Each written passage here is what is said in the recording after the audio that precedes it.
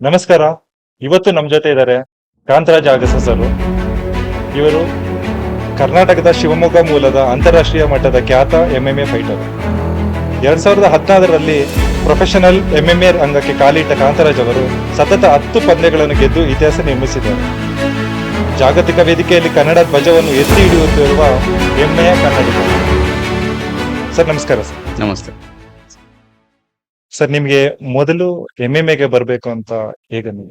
ನೀವು ಫಸ್ಟ್ ಕುಸ್ತಿ, ಜೂಡೋ ಇದ್ರಲ್ಲೆಲ್ಲ ತುಂಬಾ ಹೆಸರು ಮಾಡಿದೀರಾ. ಇವಾಗ ಅದಾದ್ಮೇಲೆ ಎಂಎಂಎಗೆ ಬಂದು ನಿಮ್ಗೆ ಈಗ ಬರ್ಬೇಕು ಅಂತ ಹೇಗೆ ಅನ್ನಿಸ್ತು? ಎಂಎಂಎಗೆ ನಾನು ಅನ್ಕೊಂಡಿಲ್ಲ ನಾನು ಎಂಎಂಎ ಫೈಟರ್ ಆಗ್ತೀನಿ, ಎಂಎಂಎ ಮಾಡ್ಬೇಕು ಅಂತ. ಸೊ ನಾನು ನ್ಯಾಷನಲ್ ಚಾಂಪಿಯನ್ ಆದಾಗ ನಾನು ಡಿಫೆನ್ಸ್ ಅಲ್ಲಿ ಜಾಬ್ ಆಯ್ತು ನನಗೆ. 5 ಇಯರ್ ಸರ್ವಿಸ್ ಮಾಡಿದೆ ಡಿಫೆನ್ಸ್ ಅಲ್ಲಿ ಆಸ್ ಎ ಸಿವಿಲಿಯನ್ ಸ್ಟಾಫ್ ಆಗಿ. ಸೊ ನನ್ಗೆ ಆಲ್ಮೋಸ್ಟ್ 19 ಇಯರ್ಸ್ ಇದ್ದಾಗ ನನ್ಗೆ ಜಾಬ್ ಆಗಿದ್ದು, ಅದು ಸೆಂಟ್ರಲ್ ಗೌರ್ಮೆಂಟ್ ಜಾಬ್. ಸೊ ನನ್ಗೆ ಯಾವಾಗ್ಲೂ ಚಿಕ್ಕ ವಯಸ್ಸಿಂದ ಆಸೆ ಇದ್ದದ್ದು ನಮ್ಮ ದೇಶನ ರೆಪ್ರೆಸೆಂಟ್ ಮಾಡ್ಬೇಕು, ಇಂಟರ್ನ್ಯಾಷನಲ್ ಲೆವೆಲ್ ಅಲ್ಲಿ ಒಲಿಂಪಿಕ್ಸ್ ಆಡ್ಬೇಕು, ಮೆಡಲ್ ವಿನ್ ಆಗ್ಬೇಕು, ನಮ್ಮ ದೇಶದ ಧ್ವಜನ ಕೀರ್ತಿ ಪತಾಕೆನ ಹಾರಿಸ್ಬೇಕು ಅನ್ನೋದೊಂದು ಬಹಳ ಆಸೆ ಇತ್ತು. ಸೊ ಚಿಕ್ಕ ವಯಸ್ಸಿಗೆನೆ ಜಾಬ್ ಆಯ್ತು, ಸೆಂಟ್ರಲ್ ಗೌರ್ಮೆಂಟ್ ಜಾಬ್. ಅಲ್ಲಿ ಜಾಬ್ ಆದ್ಮೇಲೆ ನಾನು ಅನ್ಕೊಂಡೆ ಜಾಬ್ ಆಗಿರತ್ತೆ, ಒಂದು ಫೈನಾನ್ಷಿಯಲ್ ಸಪೋರ್ಟ್ ಇರತ್ತೆ, ನನ್ಗೆ ಟ್ರೈನಿಂಗ್ ಆಗಿರ್ಬೋದು ಅಥವಾ ನನ್ನ ಡಯಟ್ ಆಗಿರ್ಬೋದು ನಾನೇ ಇನ್ವೆಸ್ಟ್ ಮಾಡ್ಕೊಂಡು ಒಳ್ಳೆ ಗ್ರೋ ಆಗ್ಬೋದು, ನನ್ನ ಏನ್ ಗೋಲ್ ಇದೆ, ನನ್ನ ಏಮ್ ಏನಿದೆ ರೀಚ್ ಆಗ್ಬೋದು ಅಂತ ಒಂದು ಆಸೆ ಇತ್ತು. ಬಟ್ ಜಾಬ್ ಆದ್ಮೇಲೆ ಗೊತ್ತಾಯ್ತು ದೂರದ ಬೆಟ್ಟ ಕಣ್ಣಿಗೆ ನುಣ್ಗೆನೆ ಯಾವಾಗ್ಲೂ ಅಷ್ಟು ನಾವು ಅನ್ಕೊಂಡಂಗೆ ನಡೆಯೋದಿಲ್ಲ ಅಂತ. ಸೊ ಅಲ್ಲಿ ಯಾವಾಗ್ಲೂ 8 ಅವರ್ಸ್ ಡ್ಯೂಟಿ ಮಾಡ್ಬೇಕಾಗಿತ್ತು. ಡ್ಯೂಟಿ ಆದ್ಮೇಲೆ ಸಮ್ಟೈಮ್ಸ್ ನನ್ ಟ್ರೈನಿಂಗ್ ಮಾಡಕ್ ಟೈಮೇ ಸಿಗ್ತಾ ಇರ್ಲಿಲ್ಲ, ಎಕ್ಸ್ಟ್ರಾ ಡ್ಯೂಟಿ ಆಗ್ತಾ ಇದ್ರು. ಸೊ ಆಲ್ಮೋಸ್ಟ್ 4 5 ವರ್ಷ ತಳ್ಕೊಂಡೆ ಹಾಗೋ ಹೀಗೋ ಮಾಡಿ. ಅದಾದ್ಮೇಲೆ ಲೈಕ್ ಹೇಗಂದ್ರೆ ಕೆಲವರು ಸ್ಪೋರ್ಟ್ಸ್ ನ ಸ್ಟಾರ್ಟ್ ಮಾಡ್ತಾರೆ, ಎಸ್ಪೆಷಲಿ ಮಿಡಲ್ ಕ್ಲಾಸ್ ಫ್ಯಾಮಿಲಿ ಅಥವಾ ಲೋವರ್ ಮಿಡಲ್ ಕ್ಲಾಸ್ ಫ್ಯಾಮಿಲಿ ಜನ ಏನೇ ಸ್ಪೋರ್ಟ್ಸ್ ಸ್ಟಾರ್ಟ್ ಮಾಡಿದ್ರು, ನಾನೊಂದು ಗೌರ್ಮೆಂಟ್ ಜಾಬ್ ತಗೋಬೇಕು, ಲೈಫಲ್ಲಿ ಸೆಟ್ಲ್ ಆಗ್ಬೇಕು, ಮದುವೆ ಮಾಡ್ಕೊಂಡು ಆರಾಮಾಗಿರ್ಬೇಕು ಅನ್ನೋದು ಮ್ಯಾಕ್ಸಿಮಮ್ ತುಂಬಾ ಜನದ ಆಸೆ. ಆದ್ರೆ ನನ್ಗಿದ್ದು ಡಿಫ್ರೆಂಟ್. ನಾನು ಯಾವಾಗ್ಲೂ ಎಲ್ಲರಿಗಿಂತ ಡಿಫ್ರೆಂಟ್ ಏನಾದ್ರು ಮಾಡ್ಬೇಕು, 4 ಜನಕ್ಕೆ ಇನ್ಸ್ಪಿರೇಷನ್, ಸ್ಫೂರ್ತಿಯಾಗಿ ಬದುಕಬೇಕು ಅನ್ನೋದು ನನ್ನ ಆಸೆ ಇತ್ತು. ಸೊ ಹಾಗಾಗಿ ಅಲ್ಲಿ 8 ಅವರ್ಸ್ ಡ್ಯೂಟಿ ಮಾಡೋದು, ಬೆಳಗ್ಗೆ ಎದ್ದ ಮತ್ತೆ ಕೆಲ್ಸಕ್ಕೆ ಹೋಗು, ಸಂಜೆ ಬಾ, ತಿನ್ನು, ಮಲ್ಕೋ, ಆರಾಮಾಗಿ ಸ್ವಲ್ಪ ಟಿವಿ ನೋಡು, ಒಂಥರ ಲೈಫ್ ನನ್ಗೆ ಇದಕ್ಕಾಗಿ ನಾನು ಹುಟ್ಟಿದಲ್ಲ, ಐ ಬಾರ್ನ್ ಫಾರ್ ಸಮಥಿಂಗ್ ಅನ್ಕೊಂಡು, ಇಲ್ಲ ನಾನು ಈ ಜಾಬ್ ರಿಸೈನ್ ಮಾಡಿ ನಾನು ಆಚೆ ಹೋಗಿ ಪ್ರಾಪರ್ ಟ್ರೈನಿಂಗ್ ಮಾಡ್ತೀನಿ, ಇಂಡಿಯಾ ರೆಪ್ರೆಸೆಂಟ್ ಮಾಡ್ತೀನಿ, ಇಂಡಿಯಾಗೆ ಮೆಡಲ್ ವಿನ್ ಮಾಡ್ಬೇಕು ಅನ್ನೋ ಒಂದು ಉದ್ದೇಶದಿಂದ ನಾನು ಜಾಬ್ ರಿಸೈನ್ ಮಾಡ್ತೀನಿ. ಜಾಬ್ ರಿಸೈನ್ ಮಾಡಾದ್ಮೇಲೆ ಏನ್ ನನಗೆ ಸ್ವಲ್ಪ PF ಎಲ್ಲ ಇತ್ತು, ಅದು ವಿತಿನ್ 3 to 4 months ಅಲ್ಲೇ ಖಾಲಿ ಆಯ್ತು. ನಮ್ ಬ್ಯಾಂಗ್ಳೂರ್ಲಿ ಇದ್ದು ರೆಂಟೆಡ್ ಮನೇಲಿ ಇಟ್ಕೊಂಡು ಬಾಡಿಗೆ ಕಟ್ಕೊಂಡು ಊಟ ಮಾಡ್ಕೊಂಡು ಅದೇನು ದುಡ್ಡು 3-4 ತಿಂಗಳಲ್ಲಿ ಎಲ್ಲ ಖಾಲಿ ಆಯ್ತು. ಸೊ ಅದಾದ ನಂತರ ಆಸ್ ಎ ಟ್ರೈನರ್ ಆಗಿ ಒಂದು ಜಿಮ್ ಅಲ್ಲಿ ವರ್ಕ್ ಮಾಡಕ್ ಸ್ಟಾರ್ಟ್ ಮಾಡ್ತೀನಿ. ಅಲ್ಲಿ ಕೆಲವೊಬ್ರು ಸ್ನೇಹಿತರು ಸಿಗ್ತಾರೆ. ಅದರಲ್ಲಿ ಒಬ್ರು ಬುಪ್ಪಿ ಅಂತ ಹೇಳ್ಬಿಟ್ಟು ನಾರ್ತ್ ಅವ್ರಿದ್ರು. ಅವರಿಗೆ ಎಂಎಂಎ ತುಂಬಾ ಇಂಟ್ರೆಸ್ಟ್ ಇತ್ತು. ಅವ್ರಿಗೆ ಗೊತ್ತಾಯ್ತು ನಾನು ಜೂಡೋ ರೆಸ್ಲಿಂಗ್ ಅಲ್ಲಿ ನ್ಯಾಷನಲ್ ಲೆವೆಲ್ ಇದ್ದೀನಿ, ನಾನು ಜೂಡೋ ನ್ಯಾಷನಲ್ ಚಾಂಪಿಯನ್ ಇದ್ದೀನಿ ಅಂತ. ಸೊ ನನ್ನ ಹತ್ರ ಅವರು ಜೂಡೋ ಕಲೀಲಿಕ್ಕೆ ಅಂತ ಶುರು ಮಾಡಿದ್ರು. ಅವ್ರ ಮುಖಾಂತರ ನನ್ಗೆ ಎಂಎಂಎ ಅಂತ ಗೊತ್ತಿತ್ತು, ಬಟ್ ಎಲ್ಲಿಂದ ಹೇಗೆ ಸ್ಟಾರ್ಟ್ ಮಾಡ್ಬೇಕು ಅಂತ ನನ್ಗೆ ಗೊತ್ತಿಲ್ಲ. ನಾನ್ ಮಾತಾಡ್ತಿರೋದು 2012-13ನೇ ಟೈಮ್ ಅಲ್ಲಿದ್ದು. ಸೊ ಆಗ ನಮ್ಮ ಬೆಂಗಳೂರಿನಲ್ಲಿ ಒಂದು ಫಿಟ್ನೆಸ್ ಟೈಮ್ ಅಂತ ಒಂದು ಎಂಎಂಎ ಅಕಾಡೆಮಿ ಇತ್ತು. ಅಲ್ಲಿ ಅವ್ರು ಜಾಯ್ನ್ ಆಗ್ಲಿಕ್ಕೆ ಅಂತ ಹೋದ್ರು. ಅಲ್ಲಿ ಆಗ ಇದು 2013 ಅಲ್ಲಿ ಪರ್ ಆನಮ್ 15 or 60,000 ಇತ್ತು. ಅದು ತುಂಬಾನೇ ಯೂಸ್ ಅಮೌಂಟ್. 12-13 ವರ್ಷ ಕೆಳಗಡೆ.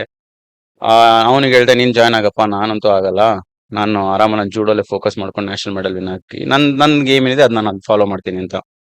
ಸೊ ನಾನು ಅವ್ರ ಜೊತೆ ಅವಾಗ ಅವ್ರ ಟ್ರೈನಿಂಗ್ ನೋಡಕ್ ಹೋಗ್ತಾ ಇದ್ದೆ. ಸೊ ಅಲ್ಲಿ ಕೆಲವರು ರೆಸ್ಲಿಂಗ್ ಕೋಚಸ್ ಇದ್ರು, ಅಷ್ಟು ಎಕ್ಸ್ಪೀರಿಯನ್ಸ್ ಇರ್ಲಿಲ್ಲ, ಪ್ರಾಪರ್ ವೇ ಅಲ್ಲಿ ಅಷ್ಟು ಹೇಳ್ಕೊಡ್ತಾ ಇಲ್ಲ ಅಂತ ನನಗೆ ಅನ್ಸ್ತು. ನಾನಾಗ ಆ ಅಕಾಡೆಮಿದು ಓನರ್ನ ಮೀಟ್ ಮಾಡಿ, ನಾನಿಲ್ಲಿ ಕ್ಲಾಸಸ್ ತಗೊಳ್ತೀನಿ, ಬಟ್ ನಾನು ಪೇ ಮಾಡಲ್ಲ, ನಾನು ಟ್ರೈನ್ ಮಾಡ್ತೀನಿ ಅಂತ. ಅವ್ರು ಓಕೆ ಅಂದ್ರು. ನಾನು ಅಲ್ಲಿ ಕ್ಲಾಸಸ್ ತಗೊಳ್ತಾ ಇದ್ದೆ, ನಾನು ಟ್ರೈನ್ ಮಾಡ್ತಾ ಇದ್ದೆ. ಅಲ್ಲಿಂದ ನಂದು ಎಂಎಂಎ ಜರ್ನಿ ಸ್ಟಾರ್ಟ್ ಆಗಿದೆ. ಎಂಎಂಎ ಏನಕ್ಕೆ ಸ್ಟಾರ್ಟ್ ಮಾಡಿದೆ ಅಂದ್ರೆ, ನಾ ಜೂಡೋ ಅನ್ನೋದು ವರ್ಷಕ್ಕೆ ಒಂದೇ ಸ್ಟೇಟ್ ಲೆವೆಲ್ ಆಗೋದು. ನೀವು ಸ್ಟೇಟ್ ಗೋಲ್ಡ್ ಆದಾಗ ಸ್ಟೇಟ್ ನ ರೆಪ್ರೆಸೆಂಟ್ ಮಾಡ್ತೀರಿ ನ್ಯಾಷನಲ್ಸ್ ಅಲ್ಲಿ ಮೆಡಲ್ ವಿನ್ ಆದಾಗ ನಿಮ್ಗೆ ಇಂಡಿಯಾ ಕ್ಯಾಂಪ್, ನ್ಯಾಷನಲ್ ಕ್ಯಾಂಪ್ ಅನ್ನೋದು ಸಿಗುತ್ತೆ. ಆ ನ್ಯಾಷನಲ್ ಕ್ಯಾಂಪ್ ಅಲ್ಲಿ ಮತ್ತೆ ಸೆಲೆಕ್ಷನ್ ಆಗಿ ಆಮೇಲೆ ನೀವು ಇಂಡಿಯಾನ ರೆಪ್ರೆಸೆಂಟ್ ಮಾಡ್ಬೋದು. ಇನ್ ಕೇಸ್ ನೀವು ಸ್ಟೇಟ್ ಅಲ್ಲೇ ಸೋತ್ರಿ ಅನ್ಕೊಳ್ಳಿ, ಇಲ್ಲ ನ್ಯಾಷನಲ್ ಅಲ್ಲಿ ಮೆಡಲೇ ಆಗಿಲ್ಲ, ಆ ವರ್ಷ ಅಲ್ಲಿಗೆ ಹೋಯ್ತು. ಇವಾಗೆಲ್ಲ ತುಂಬಾ ಆಪರ್ಚುನಿಟೀಸ್ ಇದೆ. ಇವಾಗೆಲ್ಲ ರ್ಯಾಂಕಿಂಗ್ ಟೂರ್ನಮೆಂಟ್ ಆಗಿರ್ಬೋದು ಅಥವಾ Khelo India national games, university games, ಈ ತರ ತುಂಬಾ ಕಾಂಪಿಟೇಷನ್ ನಡೀತದೆ. ಸುಮಾರು 10 ವರ್ಷ ಕೆಳಗಡೆ ಎಲ್ಲ ಒಂದೇ ಸ್ಟೇಟ್ ಲೆವೆಲ್ ಇಲ್ಲ ನ್ಯಾಷನಲ್ಸ್ ಲೆವೆಲ್ ಅಷ್ಟೇ ಇರ್ತಾ ಇತ್ತು. ಹ್ಮ್. ಸೊ ಹಾಗಾಗಿ ನನ್ನ ಸೀನಿಯರ್ ಅಲ್ಲಿ ಸುಮಾರು ಒಂದು 4 ರಿಂದ 5 ಸಲ ನಾನು ನ್ಯಾಷನಲ್ ಮೆಡಲ್ ಮಿಸ್ ಆಗಿರೋದು. ಸೊ ಆ ಟೈಮ್ ನಲ್ಲೇ ಏನೋ ಒಂದು ಸಪ್ರೇಟ್ ಒಂದು ಆಕ್ಟಿವ್ ಆಗಿರ್ಬೇಕಲ್ಲ, MMA ನ ಸ್ಟಾರ್ಟ್ ಮಾಡ್ತೀನಿ. MMA ಸ್ಟಾರ್ಟ್ ಮಾಡಿದಾಗ ನಾನು ಆಲ್ಮೋಸ್ಟ್ 20 ರಿಂದ 25 ಫೈಟ್ ಆಡ್ತೀನಿ ಅಮೆಚೂರ್, ಎಲ್ಲದರಲ್ಲೂ ವಿನ್ ಆಗ್ತೀನಿ. ಇಂಡಿಯಾನ ರೆಪ್ರೆಸೆಂಟ್ ಮಾಡ್ಲಿಕ್ಕೆ ಚಾನ್ಸ್ ಸಿಗತ್ತೆ MMA ವರ್ಲ್ಡ್ ಚಾಂಪಿಯನ್ಶಿಪ್ ನಲ್ಲಿ. 2015ರಲ್ಲಿ ಇಂಡಿಯಾನ ರೆಪ್ರೆಸೆಂಟ್ ಮಾಡ್ತೀನಿ ಲಾಸ್ ವೇಗಸ್ ಅಲ್ಲಿ. ಸೊ ಅಲ್ಲಿ ನಂದು ಅಲ್ಲಿ ಅಮೆಚೂರ್ ಅಲ್ಲಿ ಫಸ್ಟ್ ಕ್ಲಾಸ್ ಆಗುತ್ತೆ. ಅದಾದ ನಂತರ ನಾನು ಅನ್ಕೊಳ್ಳೋದು I am ready for professional fights ಅಂತ ಹೇಳಿ. ಯಾಕಂದ್ರೆ ನಾವು ಅಮೆಚೂರ್ ಫೈಟ್ ಆಡುವಾಗ ನಮ್ಗೆ ಯಾವುದೇ ರೀತಿಯಾದಂತ ಕ್ಯಾಶ್ ಪ್ರೈಸ್ ಸಿಗೋದಿಲ್ಲ, Okay. ಫೈನಾನ್ಷಿಯಲ್ ಸಪೋರ್ಟ್ ಇರಲ್ಲ. ನಾವು ಪ್ರೊಫೆಷನಲ್ MMA ಫೈಟ್ ಮಾಡುವಾಗ ಮಾತ್ರ ನಮ್ಗೆ ಒಂದು ಫೈಟ್ಗೆ ವಿನ್ ಆರ್ ಲಾಸ್ ಇಷ್ಟು ಅಮೌಂಟ್ ಅಂತ ನಮ್ಗೆ ಪೇ ಮಾಡ್ತಾರೆ. ಸೊ ಒಂದು ಫೈನಾನ್ಷಿಯಲ್ ಸಪೋರ್ಟ್ಗೆ ಅಂತ ಸ್ಟಾರ್ಟ್ ಮಾಡಿದ್ದು MMA ಫೈಟ್ಸ್.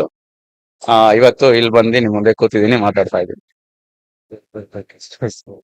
ಇನ್ನೊಂದು, ಇವಾಗ ಎಲ್ಲಾದ್ರಲ್ಲೂ ಹೆಮ್ಮೆ ಕನ್ನಡಿಗ ಅಂತ ಕನ್ನಡದ ಬಾವುಟ ಎಲ್ಲ ಎತ್ಕೊಂಡು ಹೋಗ್ತಿದ್ದೀರಾ. ಸೊ ನೀವು ಒನ್ ಚಾಂಪಿಯನ್ಶಿಪ್ ಲೆವೆಲ್ ಅಲ್ಲಿ ಎಲ್ಲ ಹೋಗಿ ನೀವು ಅಲ್ಲಿ ಇಂಡಿಯಾನ ಕರ್ನಾಟಕನ ರೆಪ್ರೆಸೆಂಟ್ ಮಾಡಿದೀರಾ. ಅಲ್ಲಿ ನಿಮ್ಗೆ ಎಕ್ಸ್ಟ್ರಾ ಜವಾಬ್ದಾರಿ ಬಂದು ನಿಮ್ ಮೇಲೆ ಇದೆ. ಯಾಕಂದ್ರೆ ಕರ್ನಾಟಕ ಬಾವುಟ ತಗೊಂಡಾಗ ಅಲ್ಲಿ ಇಂಟರ್ನ್ಯಾಷನಲ್ ಲೆವೆಲ್ ಅಲ್ಲಿ ತೋರಿಸ್ತಿದ್ದೀರಾ ಅಂದ್ರೆ ಆ ಜವಾಬ್ದಾರಿನೆಲ್ಲ ಹೆಂಗೆ ಹ್ಯಾಂಡಲ್ ಮಾಡಿದ್ರಿ ಸರ್? ಸಿ ಒಂದು ನಾನು ಚಿಕ್ಕ ವಯಸ್ಸಿನ ಕುಸ್ತಿ ಆಡ್ಕೊಂಡು ಬೆಳೆದವನು. ಹ್ಮ್. ಸಾವಿರಾರು ಜನಗಳ ಮಧ್ಯೆ ಹೋಗಿ ಕುಸ್ತಿ ಆಡೋದು ಆ ಚಿಕ್ಕ ಲೆವೆಲ್ ಇಂದ ಬಂದಿದ್ದೀನಿ. ಜವಾಬ್ದಾರಿ ಅಂತ ಬಂದಾಗ ಏನಾಗತ್ತೆ, ಒಂದು ನಮ್ಮವರಿಗೆ ಎಲ್ಲಾದ್ರೂ ನಾನು ಡಿಸಪಾಯಿಂಟ್ ಮಾಡ್ಬಿಡ್ತೀನ, ನಾನು ನಮ್ಮ ದೇಶ ನಮ್ಮ ಊರ್ನ ರೆಪ್ರೆಸೆಂಟ್ ಮಾಡ್ತಾ ಇರ್ತೀನಿ, ನಾನು ಡಿಸಪಾಯಿಂಟ್ ಮಾಡಬಾರ್ದು ಅಂತ ಆ ತರ ಒಂದು ಮೈಂಡ್ ಸೆಟ್ ಅಲ್ಲಿ ತುಂಬಾ ಥಿಂಕ್ ಮಾಡ್ತಾ ಇದ್ರೆ ನೆಗೆಟಿವ್ ಥಾಟ್ಸ್. ನೀವು ಮೆಂಟಲಿ ಎಷ್ಟು ಸ್ಟ್ರಾಂಗ್ ಇರ್ತೀರೋ ಅದು ತುಂಬಾನೇ ಮ್ಯಾಟರ್ ಆಗುತ್ತೆ. ನಾನ್ ಯಾವಾಗ್ಲೂ ಥಿಂಕ್ ಮಾಡೋದು, ನಾನು ಈ ಆಟ ಆಡ್ತಾ ಇದ್ದೀನಿ, ಇದು ನನ್ನ ಆಯ್ಕೆ, ನಾನ್ ಚೂಸ್ ಮಾಡಿರೋದು. ಓಕೆ, ನನ್ಗೆ ಯಾರು ಫೋರ್ಸ್ ಮಾಡಿಲ್ಲ ನೀನ್ ಫೈಟ್ ಮಾಡು, ನೀನ್ ಇದರಲ್ಲಿ ಇಂಡಿಯಾ ರೆಪ್ರೆಸೆಂಟ್ ಮಾಡು ಅಂತ. ಇದು ನನ್ನ ಆಯ್ಕೆ, ನಾನ್ ಚೂಸ್ ಮಾಡಿರೋದು. ವಿನ್ ಆಗ್ಲಿ ಲಾಸ್ ಆಗ್ಲಿ ಇದಕ್ಕೆ ನಾನೇ ರೆಸ್ಪಾನ್ಸಿಬಿಲಿಟಿ. ಗೊತ್ತು ಪ್ರಪಂಚ ಹೇಗಿರತ್ತೆ, ಗೆದ್ದಾಗ ಚಪ್ಪಳೆ ತಟ್ತಾರೆ, ಸೋತ ಅಂದ್ರೆ ತೆಗಳ್ತಾರೆ. ಎಂಡ್ ಆಫ್ ದ ಡೇ ಏನು, ನಾನು ಸೊಸೈಟಿಗೆ ಏನು ರಿಟರ್ನ್ ಆಗಿ ಕೊಡ್ತೀನಿ ಅನ್ನೋದು ತುಂಬಾನೇ ಮ್ಯಾಟರ್ ಆಗತ್ತೆ. ಸೊ ಇದು ನನ್ನ ಆಯ್ಕೆ, ಗೆಲ್ಲಿ ಸೋಲ್ಲಿ, ಸೋತ್ರು ಸಹ ಜನ ಅಪ್ರಿಶಿಯೇಟ್ ಮಾಡ್ಬೇಕು. ಓಕೆಪ್ಪ, ಈ ಗೇವ್ ಅ ಬೆಸ್ಟ್ ಫೈಟ್ ಅನ್ನೋದನ್ನ ಅದೊಂದು ತಲೆ ಇಟ್ಕೊಳ್ದೆ. ಯಾಕಂದ್ರೆ ಇವಾಗ ನಮ್ ತಂದೆ ಕೂಡ ಹೇಳ್ತಾ ಇದ್ರು, ಸೋಲು ಗೆಲುವು ಇದ್ದೇ ಇರತ್ತೆ, ಸೋತ್ರು ಕೂಡ ಜನ ಚಪ್ಪಾಳೆ ತಟ್ಟಬೇಕು, ಒಳ್ಳೆ ಆಟ ಆಡ್ನಪ್ಪ.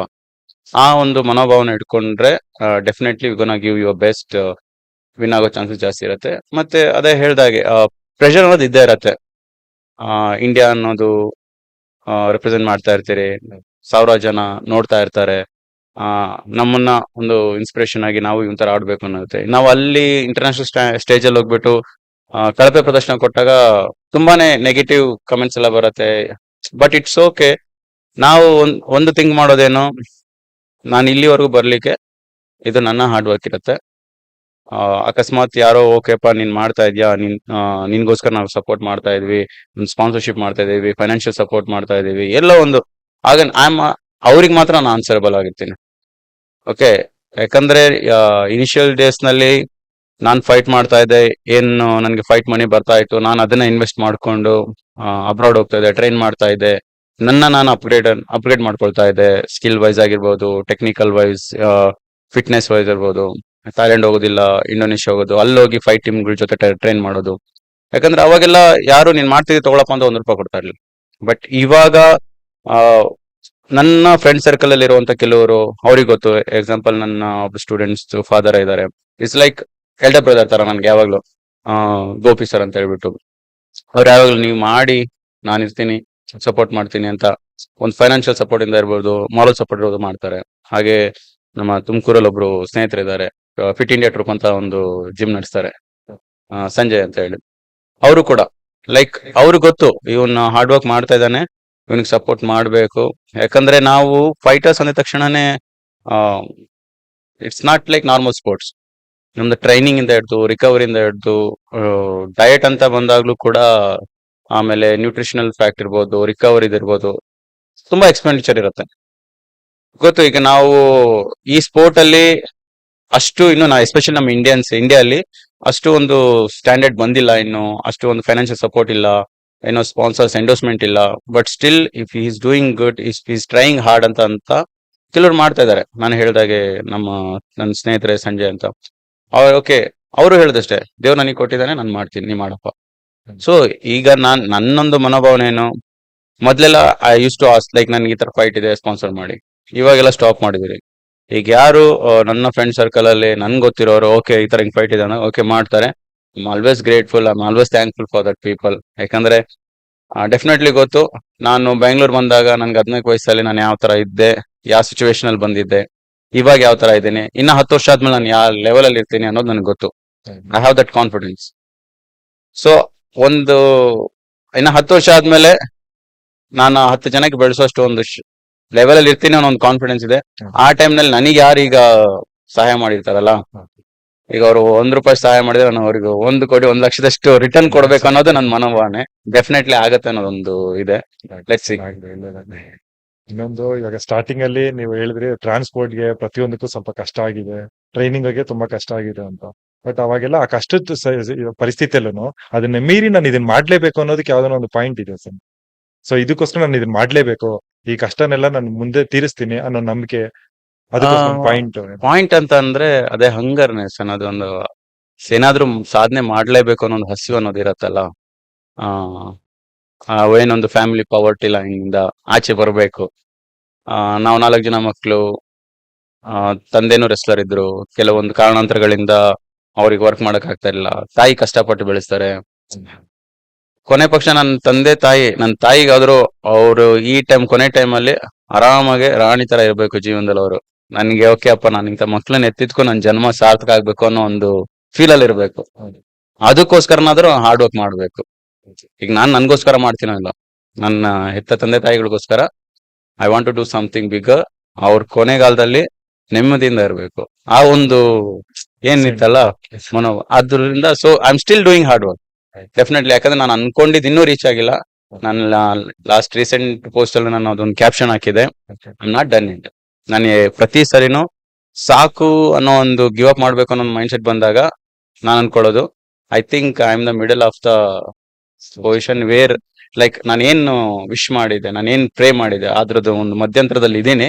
So this is not the right time to give up ಅಥವಾ ಗೆಟ್ ರಿಟೈರ್, ಆ ತರ ಏನಿಲ್ಲ. But still I am doing, definitely I am gonna reach my goal, my aim, my target ಅಂತ ಒಂದು. ರಿಂಗ್ ಅಲ್ಲಿ ಇದ್ದಾಗ ತಾಯಿದು ಸೆಂಟಿಮೆಂಟ್ ಏನಾದ್ರು ನೆನಪು ಬರುತ್ತೆ? ಸೆಂಟಿಮೆಂಟ್ ಅಂತ ಏನಿಲ್ಲ, ಎಲ್ಲ ನೆನಪ ಆ ತರ ಇಲ್ಲ. ರಿಂಗ್ ಫೈಟ್ ಅಲ್ಲಿ ಇದ್ದಾಗ ಎಸ್ಪೆಷಲಿ ನಾವು ಫುಲ್ ಕಾಮ್ ಆಗಿರ್ತೀನಿ.